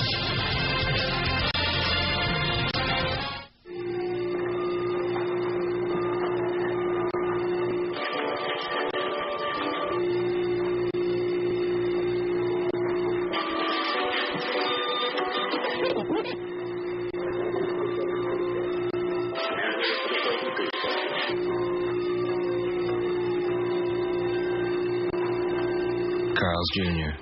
Without us, some guys would starve. The Charbroiled Superstar.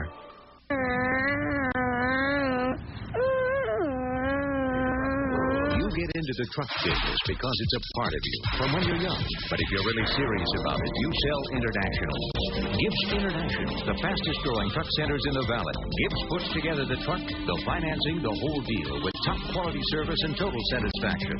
Gibbs International, the brilliance of common sense. In Fresno at Highway 99 in Jensen. In Bakersfield at 99 and Buck Owens Boulevard. You know where to find us. Here's what we've got.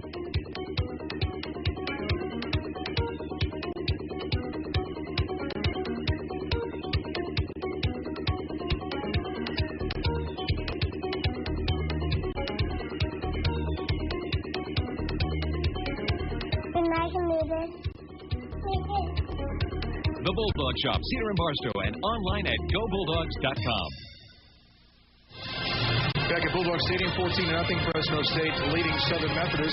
Still waiting for the start of the second half. It's been kind of a long night. They had these senior ceremonies before the game started. Coach kicked that kickoff back a little bit. Now they're getting ready to raffle off a brand new SUV down the field, and that's going to take a little while too.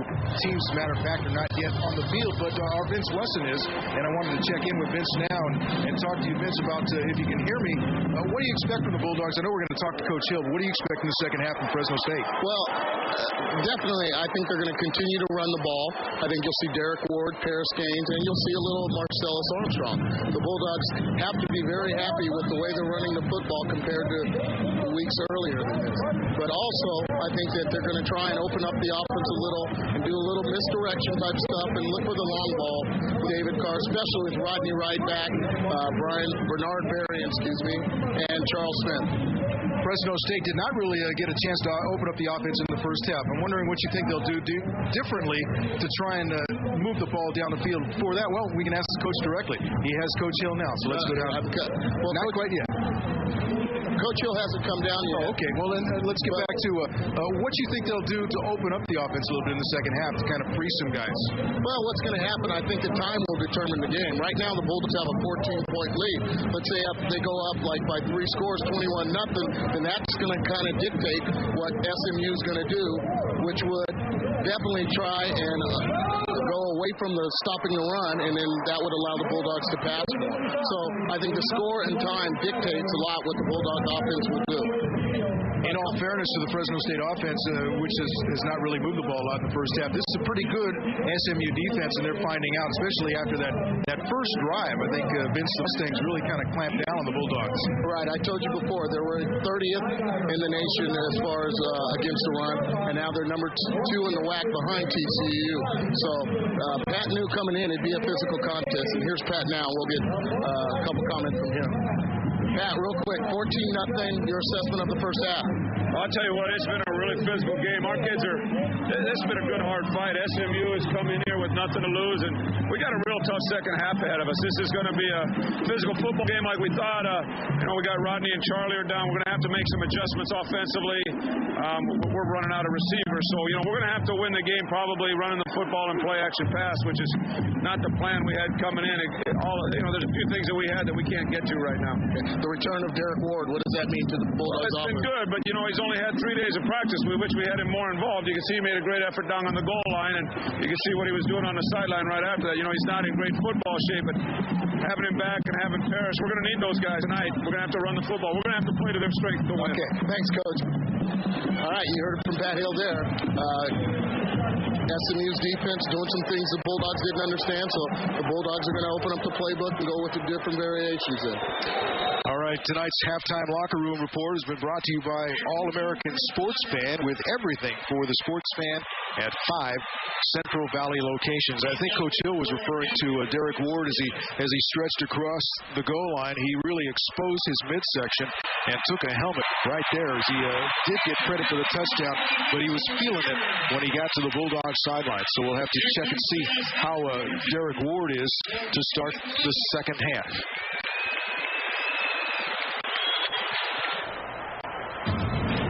This has been the Bingham Toyota Halftime Report. Bingham Toyota, #1 for all the right reasons.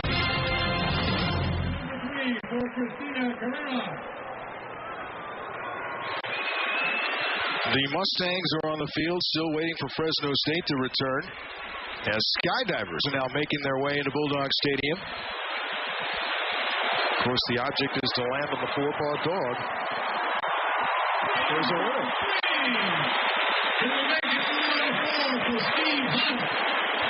4 skydivers coming in to entertain the fans here on the final home game. Hard to believe. The home season is nearly over, but a big game coming up next week at San Jose State, especially with the Spartans losing their game at Tulsa. 28-17 was the final score. So that sets up a real showdown if Fresno State goes on to win this game. The Bulldogs still have a half to play. There's a skydiver coming in backward. And I don't think that was according to plan. skydivers, fireworks, and here come the Bulldogs returning to the field out of their tunnel with their own fireworks and their smoke. Great atmosphere created by Fresno State for the home football games all season long. 4 sellouts going into this one. They were hoping to make it 5. We haven't heard a final total, but I know they had about 2,000 tickets left before they started this game. We're hoping for a walk-up crowd, and it turned out to be a great, great evening for football. Fresno State trying to improve to 6-4 overall, go 5-2 in the WAC with a victory. And the 6 wins is what you need to become bowl eligible. UTEP, I think a surprise, not that they lost, but they got manhandled by Texas Christian today. TCU trailing 7-0 early, then went on to score something like 41 unanswered points. And won that game in a rout. So TCU knocks UTEP out of the ranks of the unbeaten in the conference standings, and that throws the bowl picture into some disarray as far as the Silicon Valley Bowl over in San Jose. The Spartans are going to want a piece of that one. The Bulldogs are going to want a piece of that one. And there's an opportunity for the winner to take that one perhaps next Saturday at San Jose. The other possibility that you know of is the Humanitarian Bowl. That is in Boise State and will be against Boise. So that's a kind of a tough, tall order if you're going in to the enemy's camp there. Bernard Berrien takes the second half kickoff and is run out of bounds at about the 15, maybe the 16-yard line. That's where Fresno State will take over on offense for the first time here in the second half, leading 14-0. It's David Carr leads the offense. Paris Gaines will be one running back, and I believe Derek Ward is out there as well.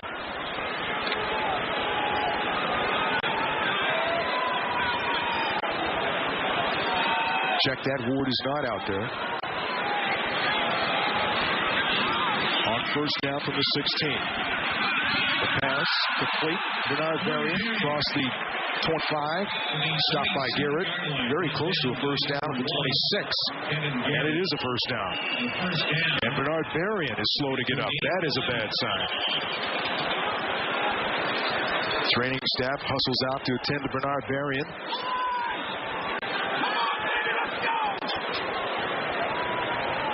Vince has rejoined us now from the field. Or hopefully it's just a cramp or something like that. The Bulldogs receiving groups have just been depleted the whole year. You know, it's helped that, you know, Berrien and guys like DeAndre Gilbert and David Shabagling have stepped up for the cause, but you know, you need your game breakers like Rodney Wright, like Bernard Berrien, and like Charles Smith. I think he got his leg twisted under him in an awkward way on the tackle by Garrett. It doesn't look good for the Bulldogs. He's limping off, favoring that right leg. But it is a first down for Fresno State.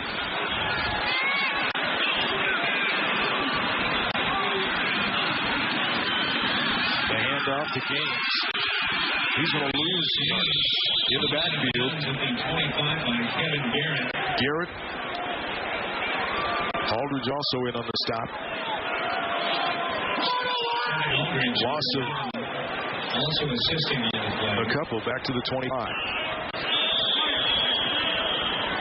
Second and 12. You know, we talked about all the different things that were going on at halftime. There's a couple other things as far as canned food drive by the coaches' wives, and also a thank you card or a get well soon card to Curtis Williams and Neil Perry, the injured player of San Jose that had his leg amputated. So Fresno State gets involved with more than just football on the field. Games turned nothing into something. Could have been dropped for a loss. Ended up picking up about 2. Tommy Dorsey in on the stop for Southern Methodist. Jonas Montridge, number 3. Here we go. The Bulldogs are going to go off tackle here. P22 are pulling. Osborne's supposed to be the kickout block. It's situations like this where the Bulldogs, sooner or later, are going to have to go to misdirection. It just seems like the SMU defense is flying to the ball. They're over-pursuing. It'd be a great time for misdirection. Gaines out. Derek Ward is back in. Guard pass over the middle. Jeremy Johnson not going to have enough for the first down. Gang tackled. They'll spot it about the 33-yard line. Valoria in on the stop for SMU. And the Mustang defense holds. So the Bulldogs are going to have to kick it away here early in the second half. Here it is. The problem here, Jeremy Johnson's got to know where the stakes are. If it's 3rd and 7, it makes no sense to run a 3rd and 5 route. You know, they need 7 yards. He needs to get to the stakes and then break it across there. Ran the route short, and that's not good for the Bulldogs. Jason Simpson on to punt for Fresno State.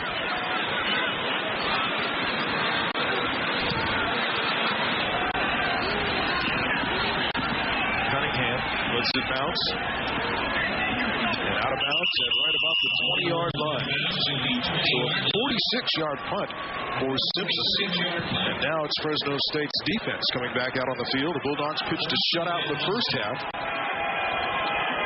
Forced a turnover that led to a touchdown for the offense. Gave the Bulldogs a short field to work with just before halftime. Bryce McGill laid the wood.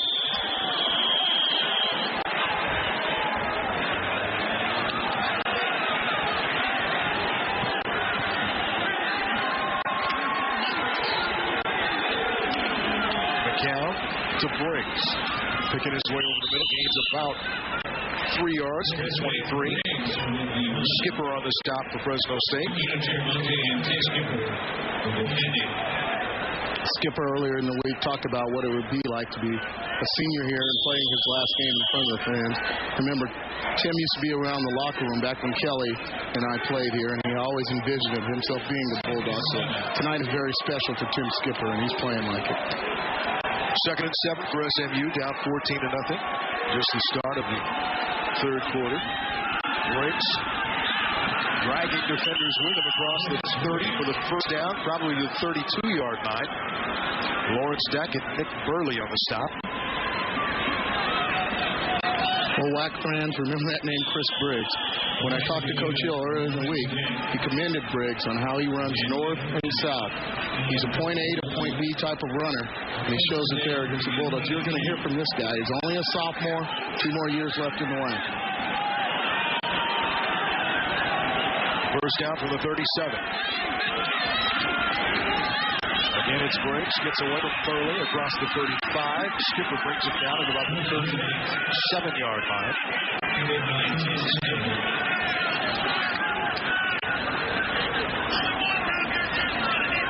Clarence Denning checks in for the Fresno State defense. Coach Gavin Probst comes out. Coach Gavin on the sidelines trying to rally his troop, trying to keep them bumped up. You know, good things are going to happen for the SMU program. They've lowered their entrance requirement. It used to be 10-10 to get in. In fact, they wouldn't even talk to a recruit unless they were automatically accepted. So now with the lowerment of entrance, I think SMU will find out that they can recruit with the best of them. Again, the Mustangs keep it on the ground.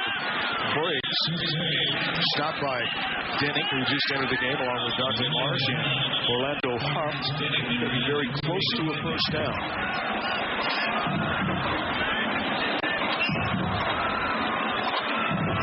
Clarence Denning, only a freshman. Modesto Christian High School, which is one of the smaller divisions in this area.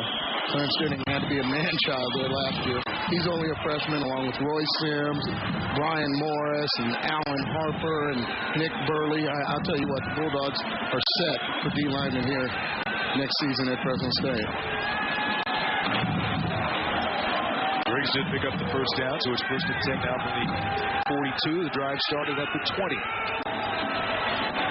This time McCown is going to throw, and no, he's not. Swallowed up from behind. Chiramati in on the sack for Fresno State, and Orlando Huff as well. And with that sack, Larry Forbes of Dinuba has just qualified to win a trip to the Las Vegas Bowl in December, courtesy Subway Sandwiches and KMPH, Fox 26.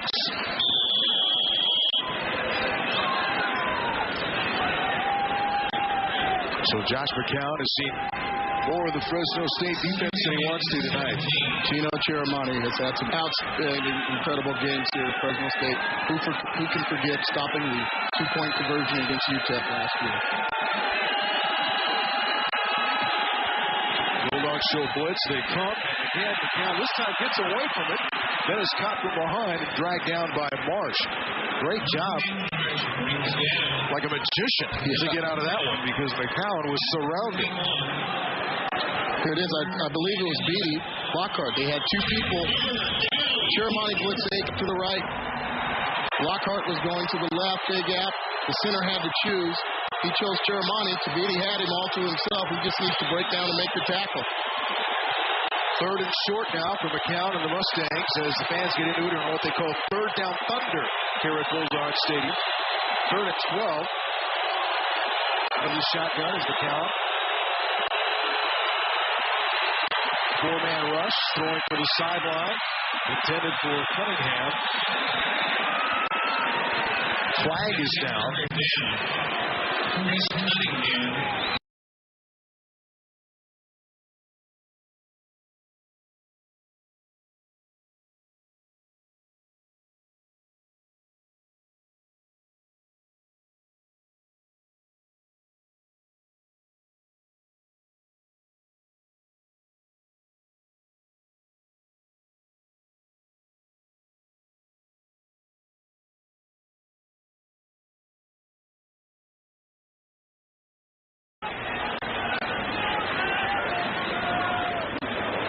Is holding against SMU. No, a mistake by the official. Official first signal against SMU, but it's against the Bulldogs. I think he's going to catch Dante Marsh. As he came out, he was allowed to jam him, but he jammed and kind of held on there. Yeah, that was a flag. It had to be on Dante Marsh. He lined up 5 yards off him and then just had his chuck, but a little extra. On the defense, on a pass play, automatic first down.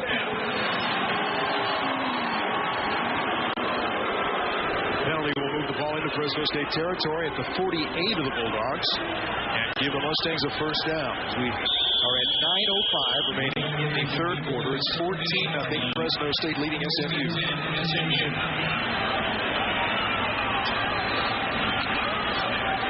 After a quick possession for the Fresno State offense to open the half, again, the Mustangs are controlling the ball. Breaks, finds a hole. Inside the 40, inside the 35, upended at about the 33-yard line. A big game for Briggs. Stopped by Fox. But it's another first down for SMU. Here we go. It's just basic zone blocking. Skipper got caught up. A couple of the others got caught up. They keep it real simple. Simplicity was the word we used this week in practice. Zone blocking, man on man. They try to get you and move you around. Briggs decides which hole to run through. First down from the 32. Briggs cuts it back again. Gets inside the 30 to about the 28-yard line. Jake Probst in on the stop for Fresno State.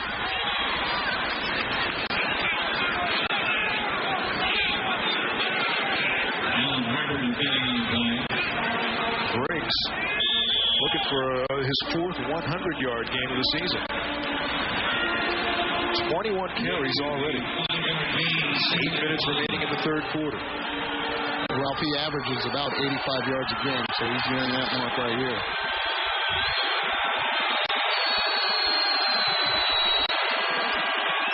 Again, it's Briggs. Up the middle, inside the 25, moving the pile. It'll be inside the 24-yard line. That sets up a third down and short situation for SMU. As we approach 7.5 minutes remaining here in the third quarter.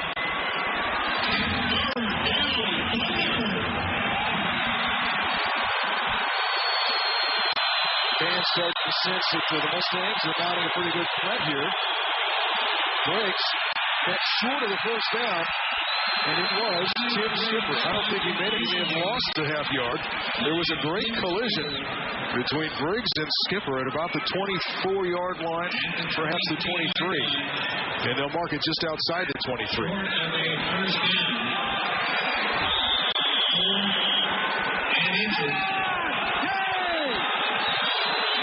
Skipper stands him up, and then Marsh wraps him up behind. Skipper starts in, and Marsh finishes him off. Good job by Marsh stepping in there and cleaning up. Fourth and a yard. It's Freeman on a reverse. He has the first down and more. Knocked out of bounds by Bryce McGill inside the 10 at the 8-yard line. McGill with a touchdown-saving tackle, Fresno State. Gutsy call here by the Mustangs. Usually on 3rd and 1, you don't want to gamble like this. However, it paid off.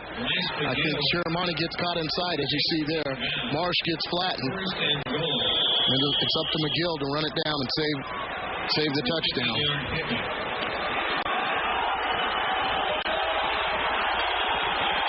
The ball is on the 8. First and goal.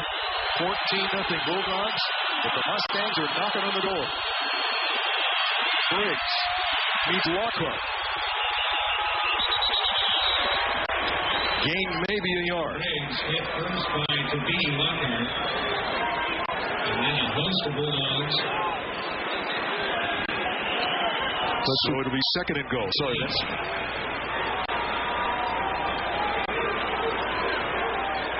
Notice how when the Bulldogs get down in goal line situation, they move Huff to inside. The thing about Huff that makes him so valuable is he's so versatile. You know, he can play inside backer. He can play the outside. He can rush off the edge. What a commodity to have on the defensive side of the ball.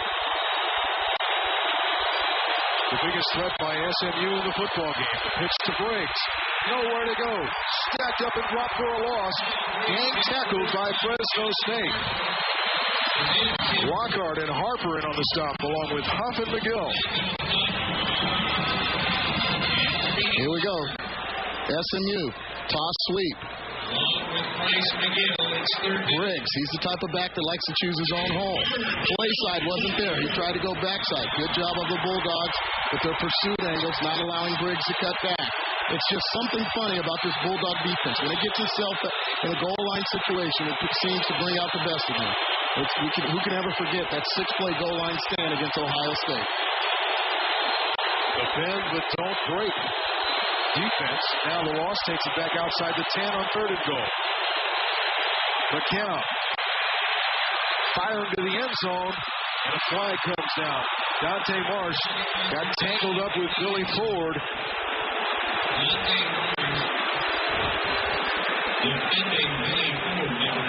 A costly penalty for Fresno State, because the ball was not going to be caught by Ford.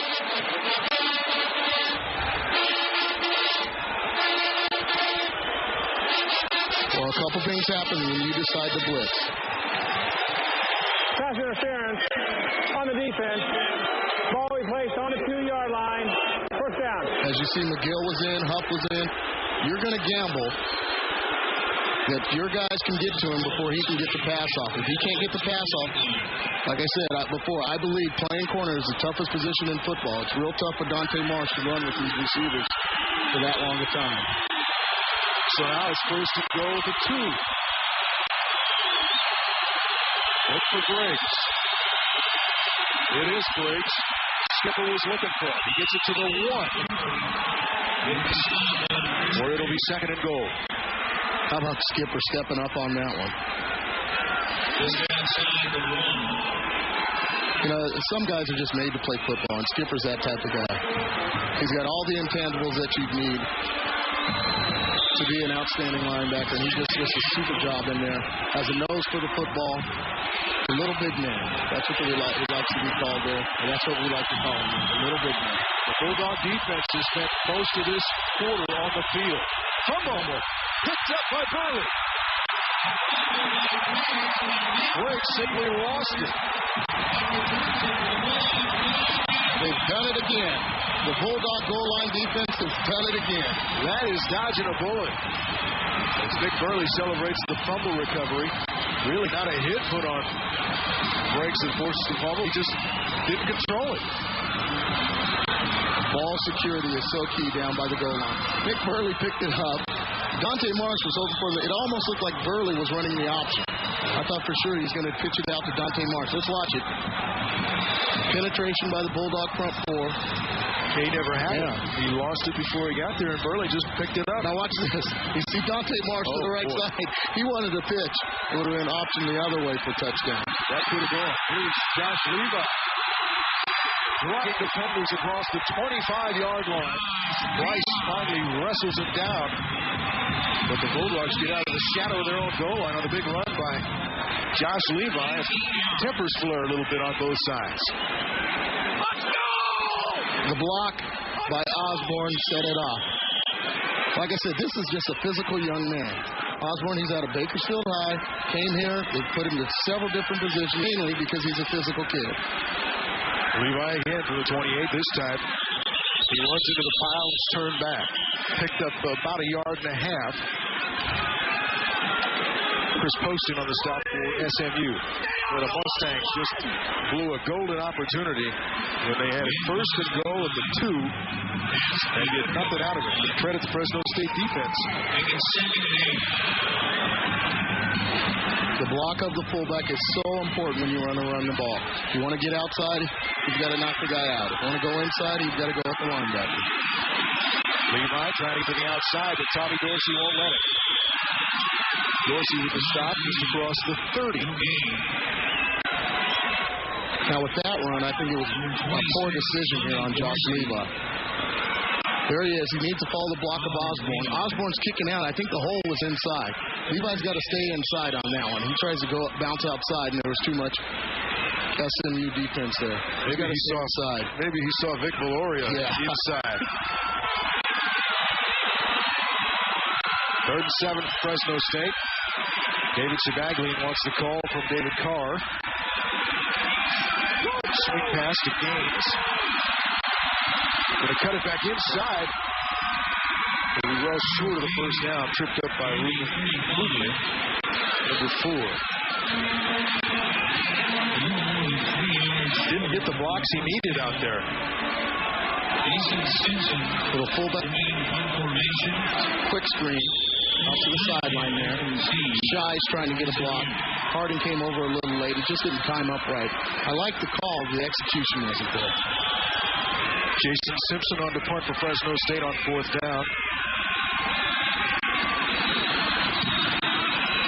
Low end-over-end kick. But it takes a great bounce. And if it touched the defender, if it touched the player from SMU, it's a touchdown for Terrence Brown. But no, they're going to say it's going to be their ball. Cunningham put his hands to his helmet, and I think the reaction was just that he let it bounce because it took off and got to the 10. We'll be back. Bingham Toyota Isuzu customers talk about the car buying experience. We once attempted to buy a car. We didn't leave until midnight, just haggling back and forth. And what's different at Bingham? We weren't subjected to the aggressive sales tactics that are used. With their giant selection, you'll find the car you're looking for, but you'll also find respect. This is the way people should be treated. Bingham Toyota Isuzu on Shaw, just east of Fresno State, #1 for all the right reasons. Summertime, and the living is easy at the Bulldog Brewing Company. First, kick back with a microbrew on our outdoor patio, cooled by misters to tame the hot summer breezes. After you've cooled down, have one of Bulldog's wood-fired pizzas made fresh and slowly roasted to order. Bulldog also has a full menu, including Angus steaks, ribs, pasta, fresh seafood, and Fresno's best fish and chips. Plus our special puppy chow menu just for children. Bulldog Brewing Company at the Fig Garden. Unleash the taste. We're glad our parents chose Brentwood Homes because we're best friends. We all go to school together in the highly acclaimed Clovis Unified School District. My friend Megan, her parents enjoy taking us skiing, even camping. It's all just a short drive away. And my dad likes to pamper Mom after a hard day. Mom likes it too. We're going to buy Brentwood Homes too when we grow up. Think they'll still be in the 100s? Visit the models of Greystone Villas by Brentwood on Chestnut and Alluvial and Brentwood Fort Washington on Maple north of Shepherd. Tonight at 10, join Eric Alvarez and Tamara Henry along with Dana Green on sports for the KMPH 10 o'clock news. The Valley's only primetime newscast, only on your station, KMPH, Fox 26.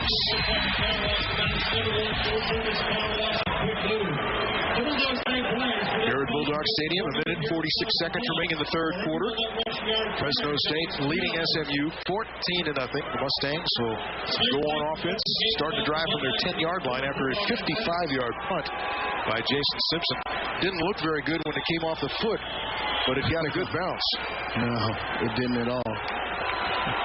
However, in the stat sheet, it looks like a 55-yard bomb. 1 yard short of his career high. Biggs, the ball carrier. Grant Harrington on the stop, but not before Biggs picked up about 5. Harrington got a hold of 1 foot and held on.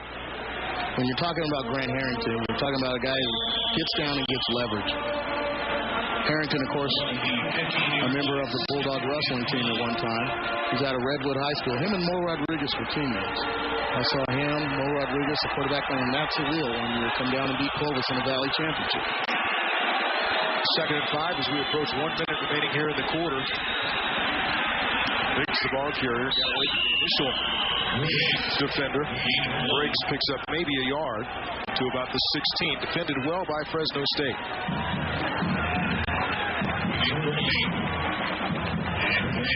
Hey, another key third down coming up.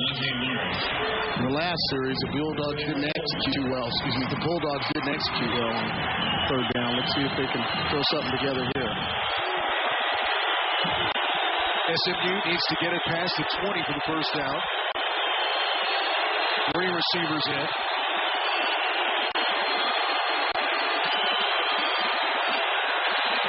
Pass is complete. That's good for a first down to Billy Ford.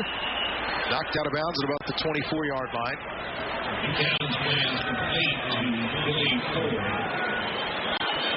So the Mustangs convert on the third down play. Now 23 seconds remaining in the quarter. Okay, when we talked to Pat Hill earlier this week, he talked about the different motion and different things that they do to confuse you. It appeared the Bulldogs were fooled on that one, as Terrence Brown came over way late. There had to be some kind of blown coverage on that. From the 29. Hampton, the tight end, in motion. Briggs, the ball carrier. Wrapped up by Burley. Lost a yard. Burley penetrated. Got a hold of Briggs and dropped him. Tim Skipper was there to help. If you're going to run counter tray and pull both guards backside, you got to make sure that it's sealed away so there's not leakage. Too much leakage on that one. Up came Burley. That play will end the third quarter. 15 minutes of football remaining. Fresno State will go to the fourth, leading 14-0. Some financial institutions are too big, and some are too small. At State Center Credit Union, everything is just right. State Center Credit Union offers all you're looking for in a bank and credit union, like free checking, unlimited ATM, and unique savings and loan programs. If you're tired of paying for everything at your bank, or you think there's no better alternative, come over to State Center Credit Union. Not too big, not too small, we're just right for you. Now is the best time to waterproof your roof. Don't set yourself up for leaks later. Fix it now. Phoenix Coating's reliable watertight foam technique sets the industry standard and guarantees a leak-proof roof. The good guys in white will travel the West to fix your business and explain the tax benefits of a new roof now. Call Phoenix Coatings toll-free today. The best in the West. Hi, I'm Tom Burke. At Phoenix Coatings, we guarantee our work and your satisfaction. Phoenix Coatings guaranteed to keep you high and dry. The Great Truck Stampede rolls on, only at the Merle Stone dealerships in Tulare and Porterville. We're rolling up our sleeves and rolling down the prices. We've corralled over 300 Chevy trucks, two-wheel drive, four-wheel drive, regular and extended cabs. From S10 pickups and Blazers to Tahoes and Suburbans, we're rolling out the deals. The Great Truck Stampede, only at the Merle Stone dealership. If you're thinking trucks, you just hit Pater in Tulare and Porterville. I'm not a politician. I'm not a mechanic. I help people get better. I love my job. Parts of it. Parts of my job are really hard. I like to learn things. I love a challenge. It is a calling for me. I work with moms and babies. He was 7 pounds, 4 ounces. I can't imagine not working in an operating room. The doctors are incredible. It's a real team effort. Share the joy. Share the heartache. I'm a healer. I'm a father. I am a comedian. I am a nurse. I like being here. This is where I'm supposed to be. We enter the final quarter of the final home game of the season for Fresno State. Bulldogs carrying a 14-0 lead over SMU. The Mustangs will face a second down and 11 from the 28-yard line.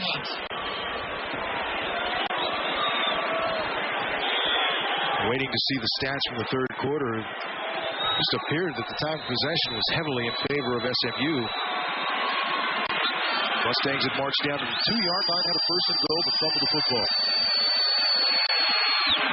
The screen to Briggs across the 30, knocked out of bounds at about the 32-yard line.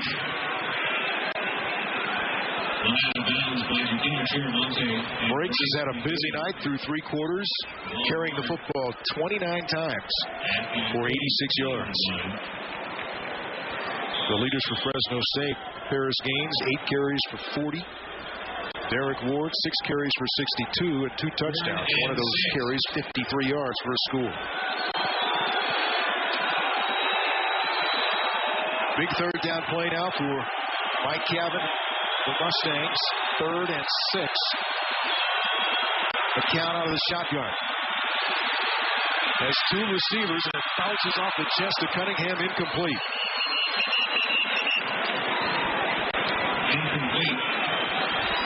That time the Bulldogs decided to go with their nickel package. They had an extra DB in on the game, I believe 5 DBs. They did a couple twists at the line and basically stayed zone. McCown found the right receiver. However, he couldn't hold on to it. Now, McCown's brother used to play at Texas A&M Birmingham. Quarterback at Texas A&M a while ago. So the quarterback bloodline runs through his family pretty good. Colin Vadheim on to punt. Bernard Varian will take it on a bounce and head to the sideline, running out of bounds at the 27. So that's where the Bulldogs will go on offense. 14:37 remaining in a 14-0 game.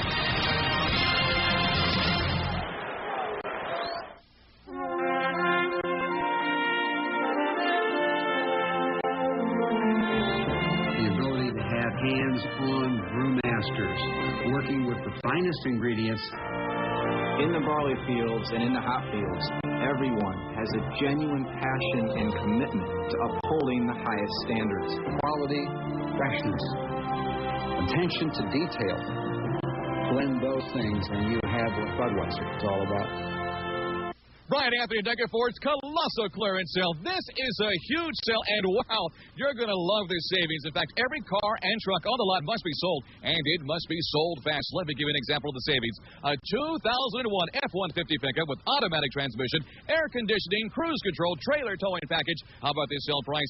$259 a month. This is savings for you. It's Decker Ford's Colossal Clearance Sale, open till 9 o'clock tonight. Decker Ford on Shaw and Freeway 168.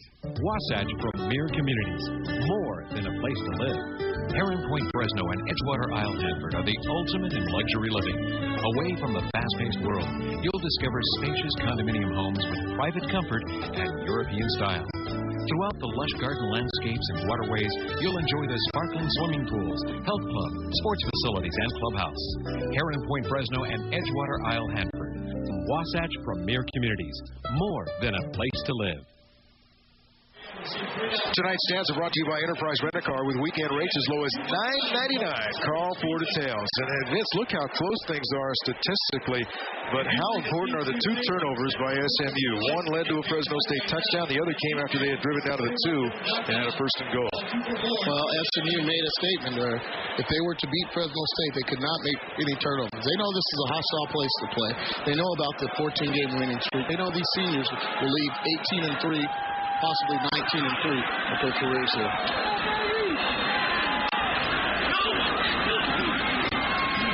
Star with the play action. He's looking deep for Gaines. Takes a shot and hangs on to the football. There is Gaines. What a play. What a catch. Leroy Price delivered the blow, and Gaines was wide open for it, but held onto the football somehow. I love it. I love the call. They're picking the ISO with Levi. Harris is going to run what we call a tailback shoot, where he goes out and up the sidelines. Boom, look at that. Right where you want to hit him, he holds on to it. You're going to get hit, you might as well catch it. You're going to get hit, you might as well catch it. Great execution by the Bulldogs. Great throw, great catch. Takes it into SMU territory at the 41, 1st and 10.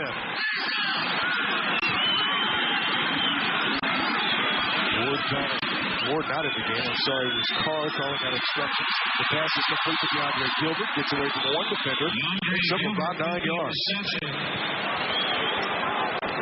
Rutledge in on the stop. I have a feeling David Carr checked off to that play. What he saw was both outside linebackers were coming up, and they were going to do what we call a pistol stunt, come off the outside.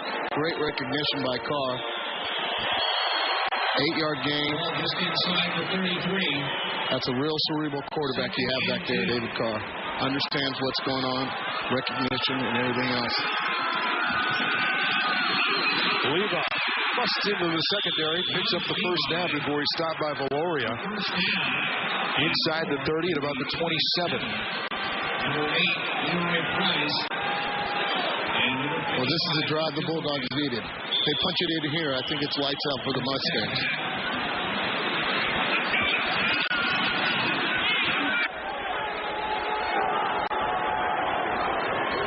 First down for the 27. Levi tries to take it outside. Leroy Price stops in at the 25-yard. Gain of about 2 for the Bulldogs. 13 minutes now remaining in the football game. 14-0. Fresno State leads SMU.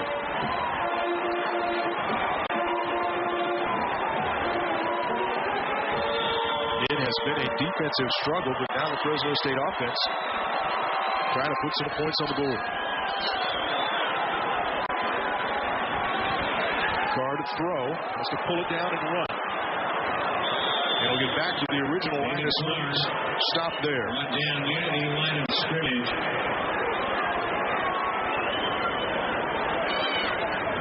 Marcus Pratt, number 56, one of those in on the stop for SMU. Bulldogs ran a little combo. It's 3rd and 8. Outside pointer Berrien ran a slant. Jeremy Johnson did what we call a flat route, going out to the flat. David didn't like what he saw. Remember, on a 3-step drop, the line is doing what we call fire blocking. They're just going to hit them real quick and then release. Not enough time for Carr to make 2 decisions. 3rd and 8. And we have a penalty against Fresno State, I believe. False start on the offense. 5 yards remain. 3rd down.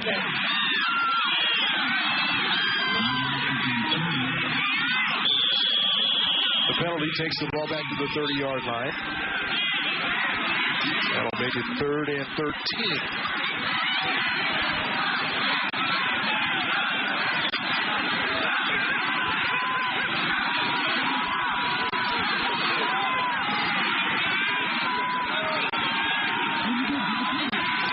With the option, and nothing there this time. Valoria in on the tackle for SMU. Fans groaning a little bit about the Bulldogs' ineffective play on offense. Fresno State faces 4th down from the. Well, I'm trying to figure out here. I think this is a design play. I guess you want to get the ball in your best athletes. Let's face it, the Bulldogs are depleted. They're losing more and more weapons, it seems like. You know, no more right, it looks like. Derek Ward hasn't picked up. I see Paris Gaines on the sidelines. So why not? Get the ball into your athletes that can make play. Now we're dealing with David Carr. Asparuov will be well short on a 47-yard field goal attempt. Placement was not clean. Asparuov had no chance.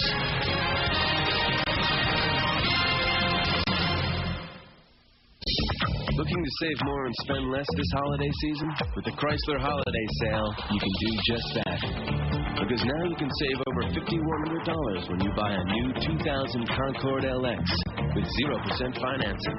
Or choose a low $259 lease on the award-winning 2001 Sebring LX sedan. So take advantage of the Chrysler Holiday Sale today for savings that let you spend more on a real holiday priority, yourself.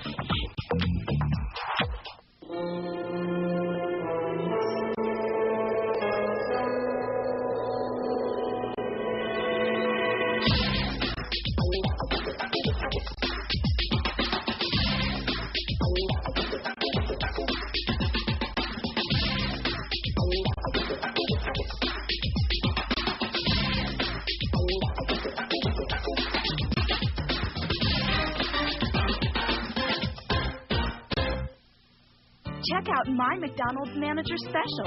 Right now, we're featuring 3 Manager Special combo meals, each with a small drink and a small fries at $1.99 each. Choose a zesty Cajun McChicken sandwich, a McRib Jr. sandwich with tasty barbecue sauce, or tender 6-piece chicken McNuggets. Each with small fries and a Coke for only $1.99. McDonald's, we love to see you smile. 3 Manager Special combo meals you want. Time now for This Week in Bulldog Sports, brought to you by AT&T Wireless Services. Basketball season's here. Both the men's and women's teams will be in action again tomorrow.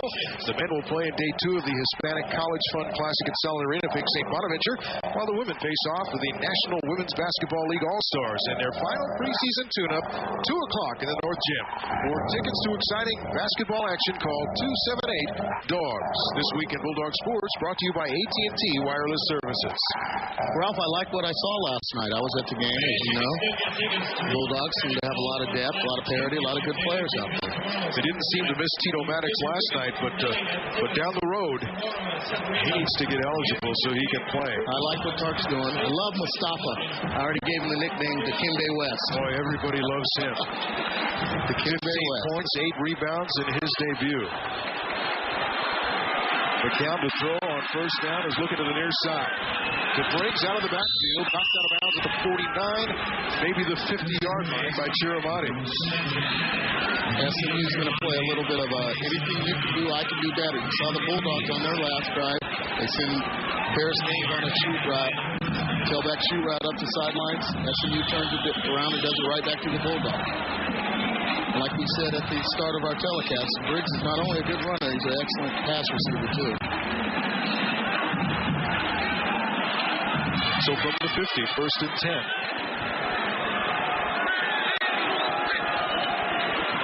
McCown quickly, pass is dropped by Freeman. Tried to run before he had it.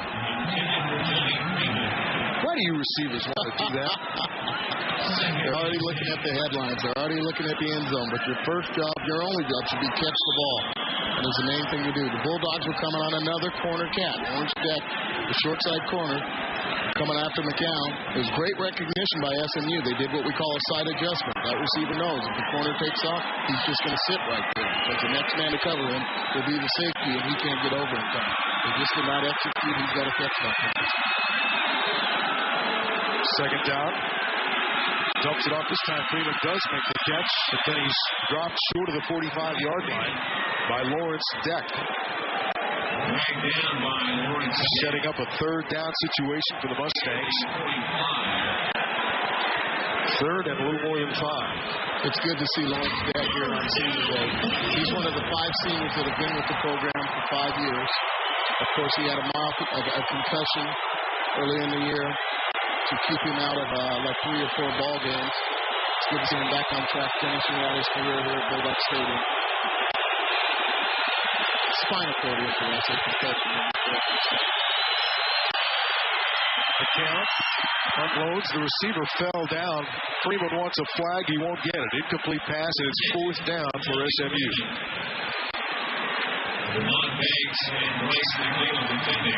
With 9:51 remaining here. Big gamble to go for it on 4th in this situation. Well, it's only 14-0.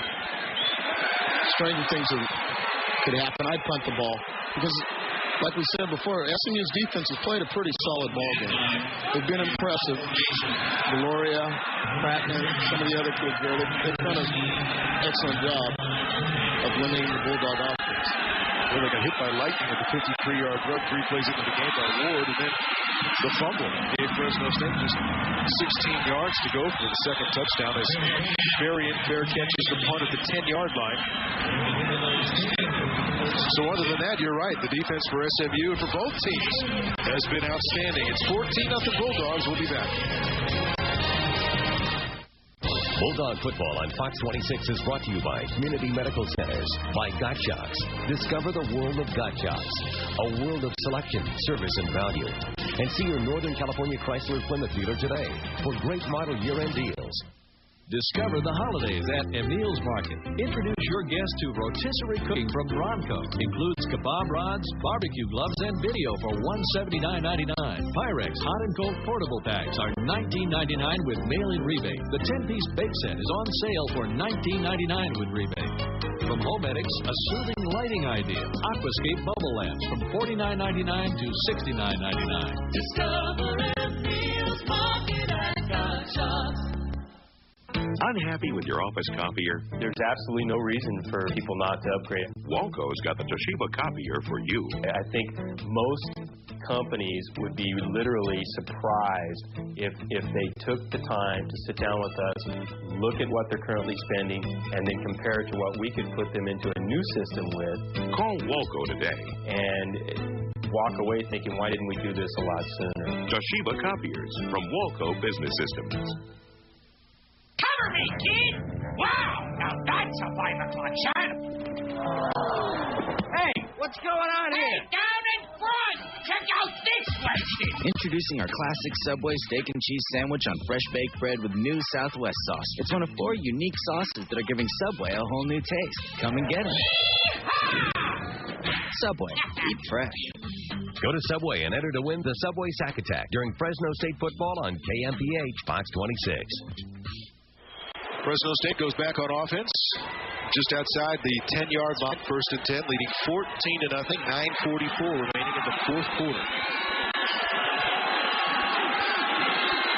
So far, it's been a scoreless second half. Little pass to Marion. He's knocked out of bounds, short of the 15. Pickup of about 4 yards. I like Andy Ludwig's aggressiveness. Not sitting on the ball, although they have a 14-point lead. Sometimes you get so conservative that it puts all the ball on your defense. It puts all the pressure on your defense to finish off the game. But I like what Andy Ludwig's doing, throwing on first down, let them know they're not done scoring. 2nd and 6, the pitch to Marcellus Armstrong. Has the first down across the 20 to about the 24-yard line.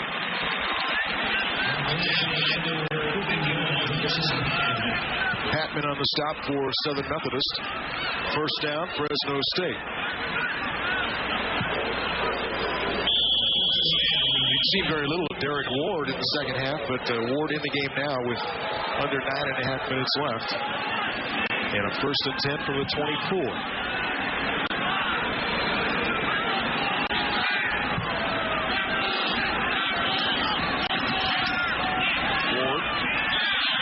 No gain.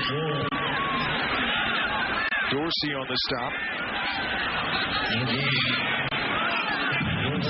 I tell you, Dorsey, Valoria, you go down and down the list. This is a young football team that will be back.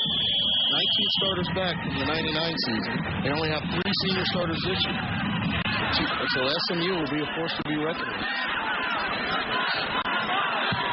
Especially if you can play defense like the way they are tonight. Again, it's Ward. Breaks 2 tackles. Nice move to the inside. Has a first down across the 35 to the 37 before Billy Williams finally dropped it. Yeah, spotted at the 38. Well, that's the Derek Ward me and you know, huh? That's the Derek Ward we remember. Gets the handoff. Automatic cutback. Breaks 1 tackle there. Breaks another tackle there. Watch this move here. Which way did I go? Freezes the DB there, and what I like about him, he finishes forward. The sign of a good running back, when you get tackled, finish forward. Derek Ward looks good. That was such a good fake. Kevin Garrett just headed the sideline. This time, Ward stacked up after a short gain of about 2 by Jeremy James. It has just been so difficult for the Bulldogs without its weapons this year. Paris Gaines still hasn't fully recovered from his knee injury. He's gotten better, but I think the Bulldogs had to play him a little early. They haven't had a healthy Derek Ward. They lose Billy Jack Pierce, the starting tight end for the season. And they're still throwing together a pretty good year. Wood trying to get outside. Reverses his field.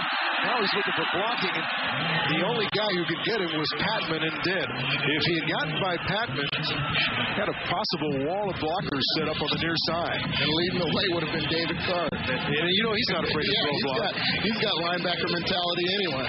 Almost. Boy, but there was nothing there on that side. Billy Jack Williams, number 42, couldn't bring him down. But Johnson Patman did. Loss back to the 34.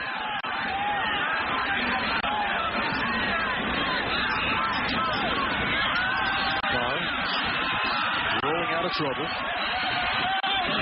Pass intended for DeAndre Gilbert, a little too high. Incomplete, and Fresno State will have to punt.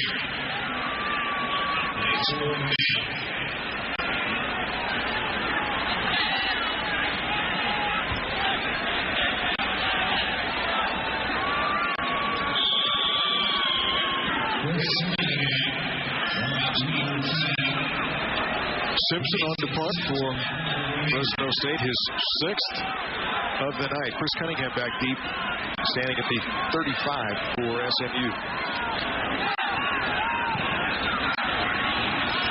Simpson, a short kick.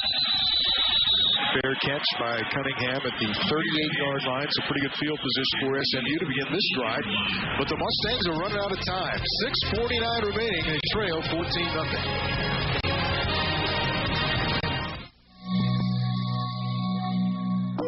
Your perfect automobile. Imagine it. The seats cool you when you're hot and warm you when you're cold. The air you breathe is possibly the purest anywhere. The sounds you hear are some of the finest in the world. The all-new Lexus LS430. You don't have to imagine anymore. See Fresno Lexus now.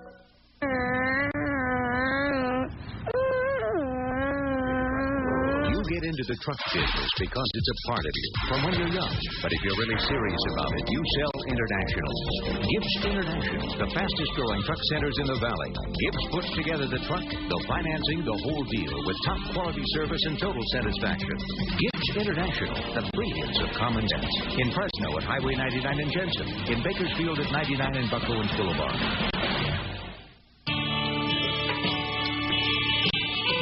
Your business has more power with the help of our business. Let a CalFed business banker show you how. You have more power than you think. CalFed Commercial Banking.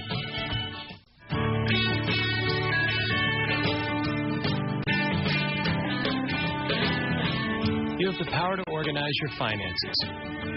You have more power than you think. Infinity Checking from CalFed. Back at Bulldog Stadium, Ralph Wood, Vince Wesson, 6:49 remaining in our football game. Fresno State leading. Bulldogs are trying to get to next weekend's game against San Jose State. And it should be a meaningful battle at that. But we still wonder about, Rodney Wright was in for, I think, one play in this game, and that was it. McGill can't drop the count, who gets the pass away. Cantor, the tight end, hangs on, takes his shot, and gets it down to the 40 of Fresno State. I was also noticing on the Bulldogs sideline that Charles Smith is now in the warm-ups, a sweatsuit. He will not return after taking that shot in the first half.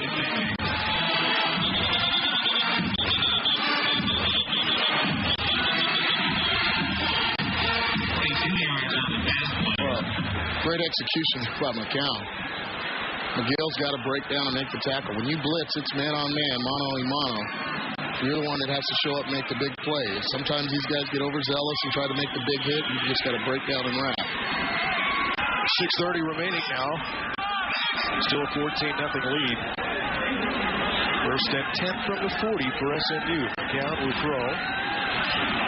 No, he'll run. Because it opens up inside the 30. Steps out of bounds at about the 28-yard line. That'll be another first down for the Mustangs. Stops the clock with 6:16 remaining. Is there anything Orlando Huff can't do? At that time, he's coming off the outside. SMU was ready to run a screen. Orlando did what we call spy the screen. Hey, this guy is so special. You know, when I took some of the perks of this job is that you get to talk to a couple of scouts now. And I've talked to scouts with the Rams, with the Falcons. They love him. One guy called him the best linebacker on the West Coast because he can play in space. He can play inside. He can play outside. He can cover. He can rush. Very impressive young man. Dogs come with a blitz. McCown gets it off. Touchdown. Pushed off. It looked like on Kendall Edwards. But it goes as a touchdown. You got to be kidding me. Let's watch the replay. It appeared to you and it appeared to me too. He just pushed off.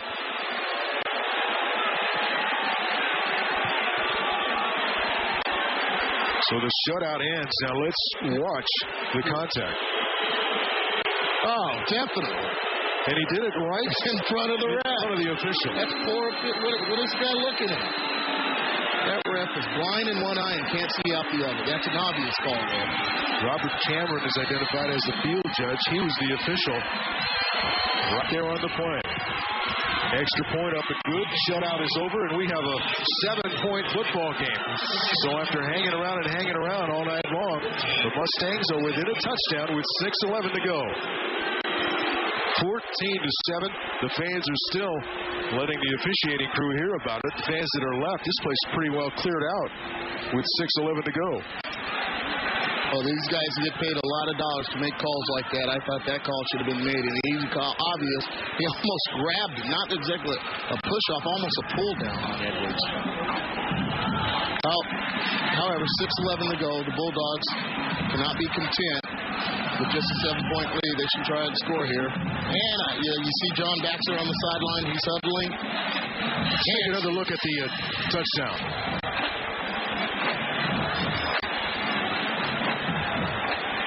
No, that doesn't show whether he pushed, but Kendall Edwards was the defender, and it appeared that there was nothing secret about it. It wasn't very well disguised. Yeah. Well, it looked like a good two-hand shove to the ground. Ralph, you called it immediately, and I was right behind you there. And we're 200 yards away. Adam Waltershack with the kickoff. Taken inside the 15 by Dante Marsh. Looking for running room. And is stacked up across the 20 and about the 21.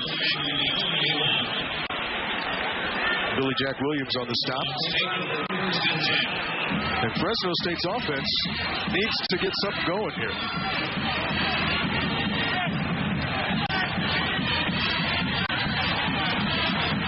Derek Ward back into the ball game.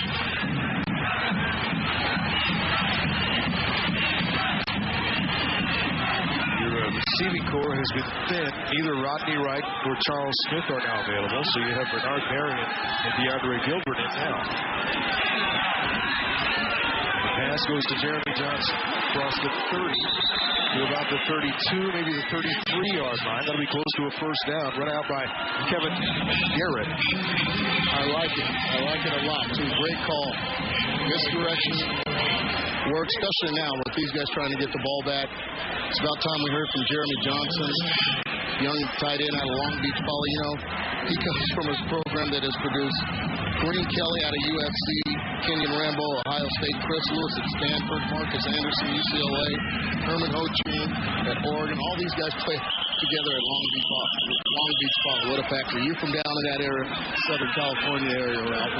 I'm sure you can know more about that football program than me, but that just seems phenomenal. All these kids coming out of the same high school. Fresno State's going to take a timeout with 5:52 remaining. We'll be back. Bingham Toyota Isuzu customers talk about the car buying experience. I've bought quite a few cars.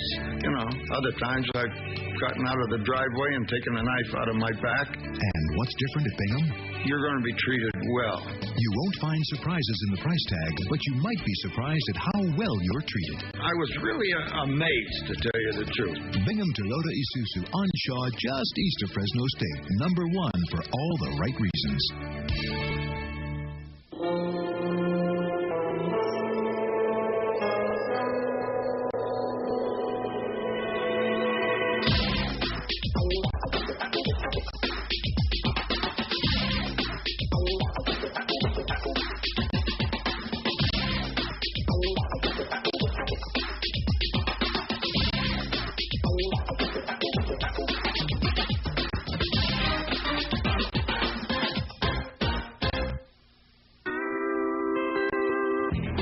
Tundra has a 32-valve V8, a double wishbone front suspension, and 4-piston caliper front disc brakes.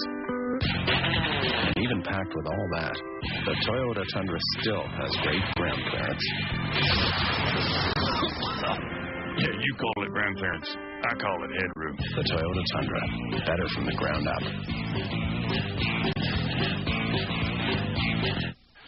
The inaugural Hispanic College Fund Basketball Classic will conclude tomorrow afternoon with the consolation game tipping off at 2:30, followed by the championship game featuring Fresno State and St. Bonaventure at 5. For tickets, call 278-DOGS or stop by the Selland Arena box office tomorrow. And believe me, there are a lot of good tickets available. I was surprised to see fewer than 5,000 in last night's game. So, fans, if you want the opportunity to go see Bulldog basketball and you don't have season tickets, this is your chance.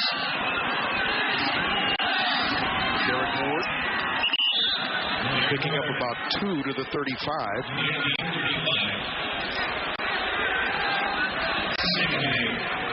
That'll be set up a 2nd and 8 situation for Fresno State as the clock continues to run. 5:35 remaining in the fourth quarter. Just a 7-point game now, 14-7, Bulldogs leading. SMU's made it interesting.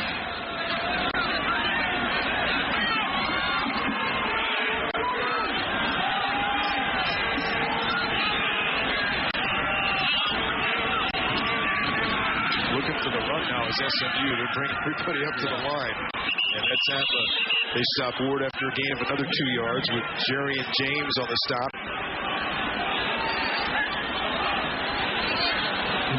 Ralph, you called a keen observation on your behalf.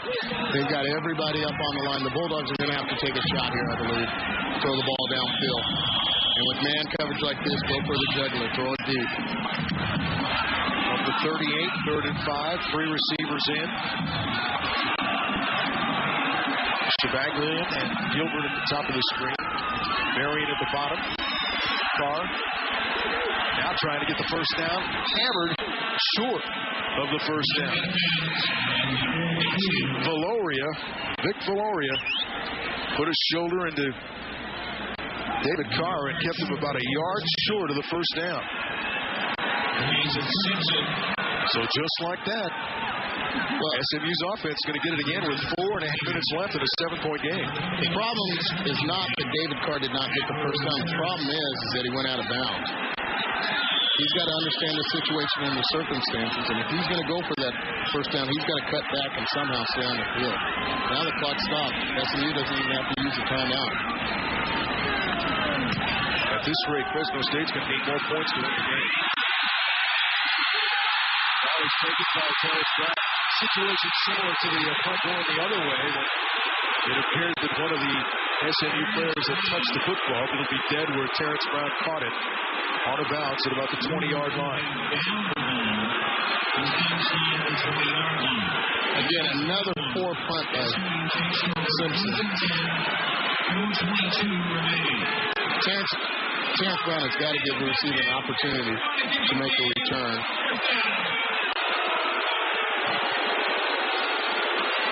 An easy call on the ref's behalf on that one.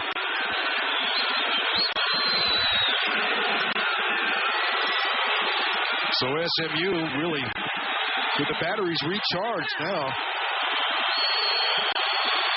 The opportunity to tie with a touchdown. The count will go deep, intended for Freeman. Incomplete. Tyrese Sams on the coverage for the Bulldogs. Just out of the reach of Johnny Freeman down the far sideline. McCown showing off his arm tonight. He's got a real strong arm. I think the best thing that happened to him was when he got benched and David Page played for a couple games. McCown himself said how he was forcing things. He didn't really understand the system. He was just trying to win and do it all by himself. And then after he sat down, he said to see things from a different angle on the sideline. And now you kind of understand what the coaches are thinking.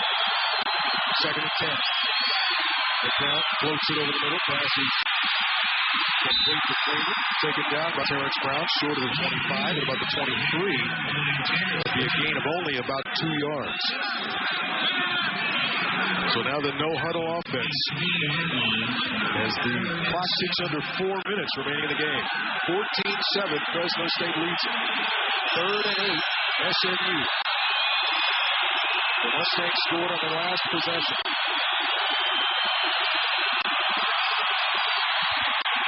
McCown, pass is incomplete. Late flag comes in.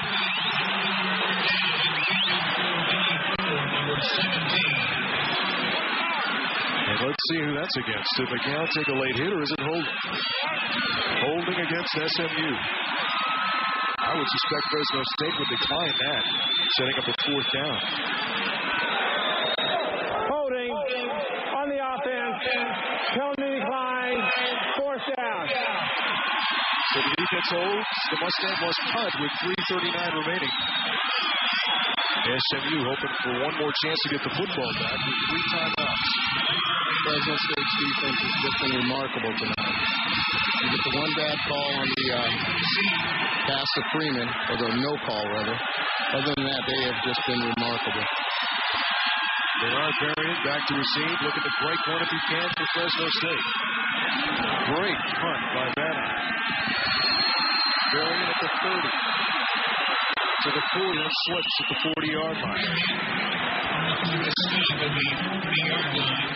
Varian with a 10-yard return after a 45-yard punt. And Fresno State's offense with 3:28 remaining in the football game takes over at the 40. Josh Levi will come into the game at running back behind David Carr.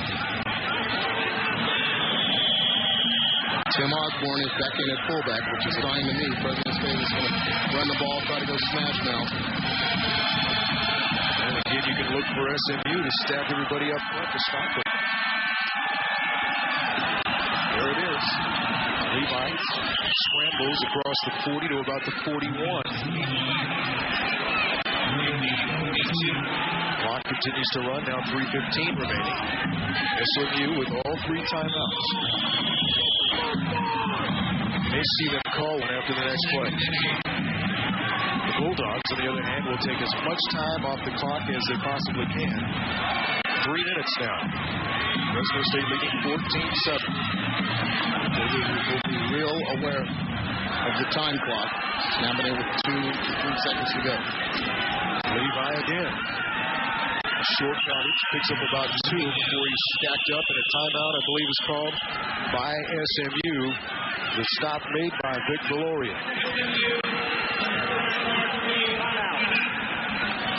So the Mustangs have 2 left with 2:43 remaining, and Fresno State will face a 3rd down and 7 situation. You know, Valoria's listed at about 5'10", 225. Skipper's listed at about 5'9", 225. This ought to show everyone out there that, you know, size isn't everything. With Valoria and Skipper, they have great leverage, you know, good hitters, good knee benders. They play low to the ground, and they know how to find the ball carrier. I'm impressed with both of them, too. Perfect setup for this Sunday. The world's favorite racing proudly brings you tonight's player of the game. And you were just talking about him. Tim Skipper, a senior, playing his final game here at Bulldog Stadium. So far, 10 tackles for the Bulldogs. Tim Skipper, player of the game. Brought to you by Sunmade, the world's favorite racing. The Bulldogs will lose all 3 linebackers. Huff, Chermani, Skipper. Next year, look for Mark Daly, redshirt David Adamo, and Justin Johnson comes back after an injury. He'll move from defensive end to linebacker, plus with Jamal Jones and Jeremy McDonough. Bulldogs should fill the void. Fresno State will go play action. Carr unloads it to Jeremy Johnson, but he can't pick up the first down. Well defended by Garrett. And Jerry and James. And another timeout will be called with 2:31 remaining by SMU. Timeout. SMU. SMU timeout. So they have one timeout remaining. 47-yard line. Fourth down situation, 4th and 3, and they're talking about it on the Bulldogs sideline, but I would have to expect them to punt it away with 2:31 remaining. I'd imagine so. It's a time for Simpson to uncork one. Well, at this point, your offense is so banged up. I'd certainly have more confidence in my defense. The only touchdown they gave up looked like it may have been a gift by the official. And Simpson does come out to kick it away. I know me and you should be as unbiased as possible, but that just seemed obvious pass interference on that. Mason Simpson in punt formation. Chris Cunningham back to receive. Chris Cunningham back to receive the punt, standing at his 25-yard line. It's clearly a big play for the Bulldogs. Leopard's got back on side. It would have been a 5-yard penalty. Cunningham takes it at the 25, gets to about the 30-yard line. Knocked out of bounds by Bryce McGill. So here we go. 2:22 left in this game. One timeout left for SMU. And the Mustangs have football. Time now for the play of the game, brought to you by San Joaquin Glass Company, serving all your glass needs since 1947. Third play of the game, Derek Ward. Kind of a surprise play to us to see him out there running like he did, but he broke it for 53 yards and his first of 2 touchdowns. The play of the game brought to you by San Joaquin Glass Company. Bulldog defense may have to come up with another play of the game here. McCown trying to come up with one for SMU to tie. Under pressure, gets it off. Pass is complete. Cunningham makes the catch. Clock continues to run. Now 2:10. Only gained about 2 yards on that play. Bulldogs are still blitzing. Vernon Fox came in on that play. It's good to see they're not going conservative on defense either. McCown. Here comes Huff. McCown gets it off to Cunningham. Has a first down as he steps out of bounds along the sideline. Right at the first down mark. But that stops the clock with 1:47 remaining.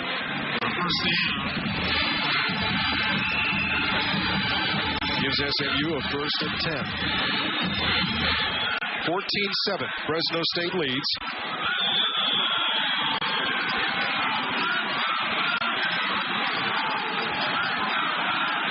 SMU has made it interesting. You have to commend the Mustangs. They're never giving up. Could have folded to 10 early, but they got it back and made this a ball game.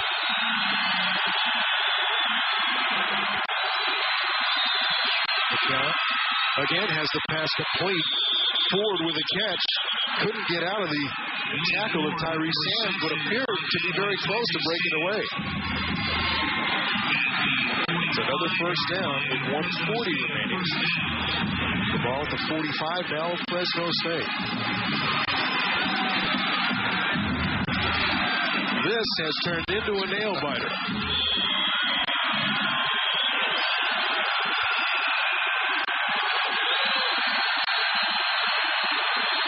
McCown again. Hit as he unloads. Intercepted. McGill returns it to the 35 to the 40 along the sideline. He's still on his feet. Bryce McGill playing center field with the interception and is mobbed by the Bulldogs. That could do it.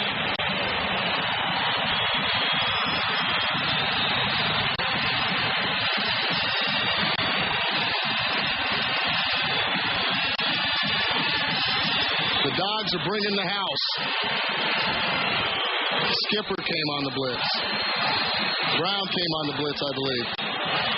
McGill playing center field, picks it off, and look at this return.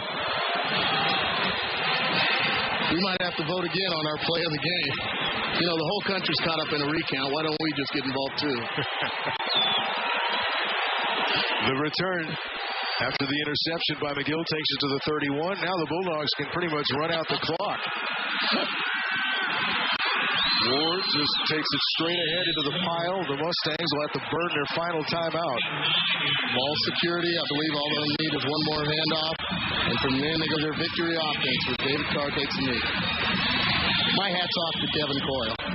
You know, a lot of people in that situation go to a prevent defense. I've never liked it. It prevents you from winning. But he kept bringing the dogs, kept putting the pressure on McCown, and it paid off huge.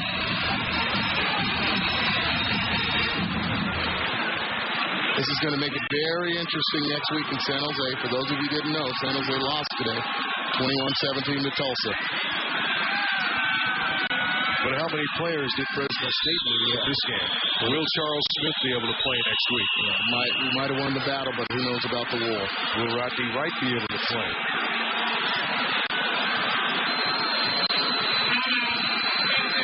All Pat Hill says, we'll be there. Yeah, I'll show up. We'll show up. Because this is the opportunity that he's wanted. You control your own destiny, even though it's in a hostile environment at San Jose. But all you need to do now is win the game. This win makes them bowl eligible. There have been some exceptional games throughout the late 80s and early 90s with Fresno State and San Jose, and the game's kind of lost its pop since San Jose went downhill a little, but they're back. Dave Baldwin's done a great job bringing that program back up to par, and of course Fresno State.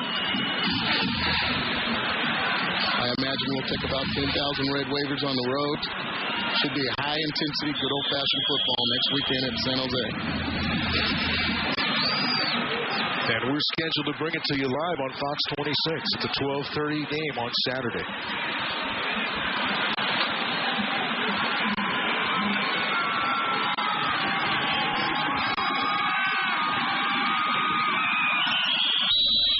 Carr straight ahead. And the Bulldogs will not have to run another play. Pat Hill crosses the field to meet Mike Cavan. Shake his hand and breathe a sigh of relief at the same time. Bulldogs remain undefeated at home, defeating the Mustangs from Southern Methodist University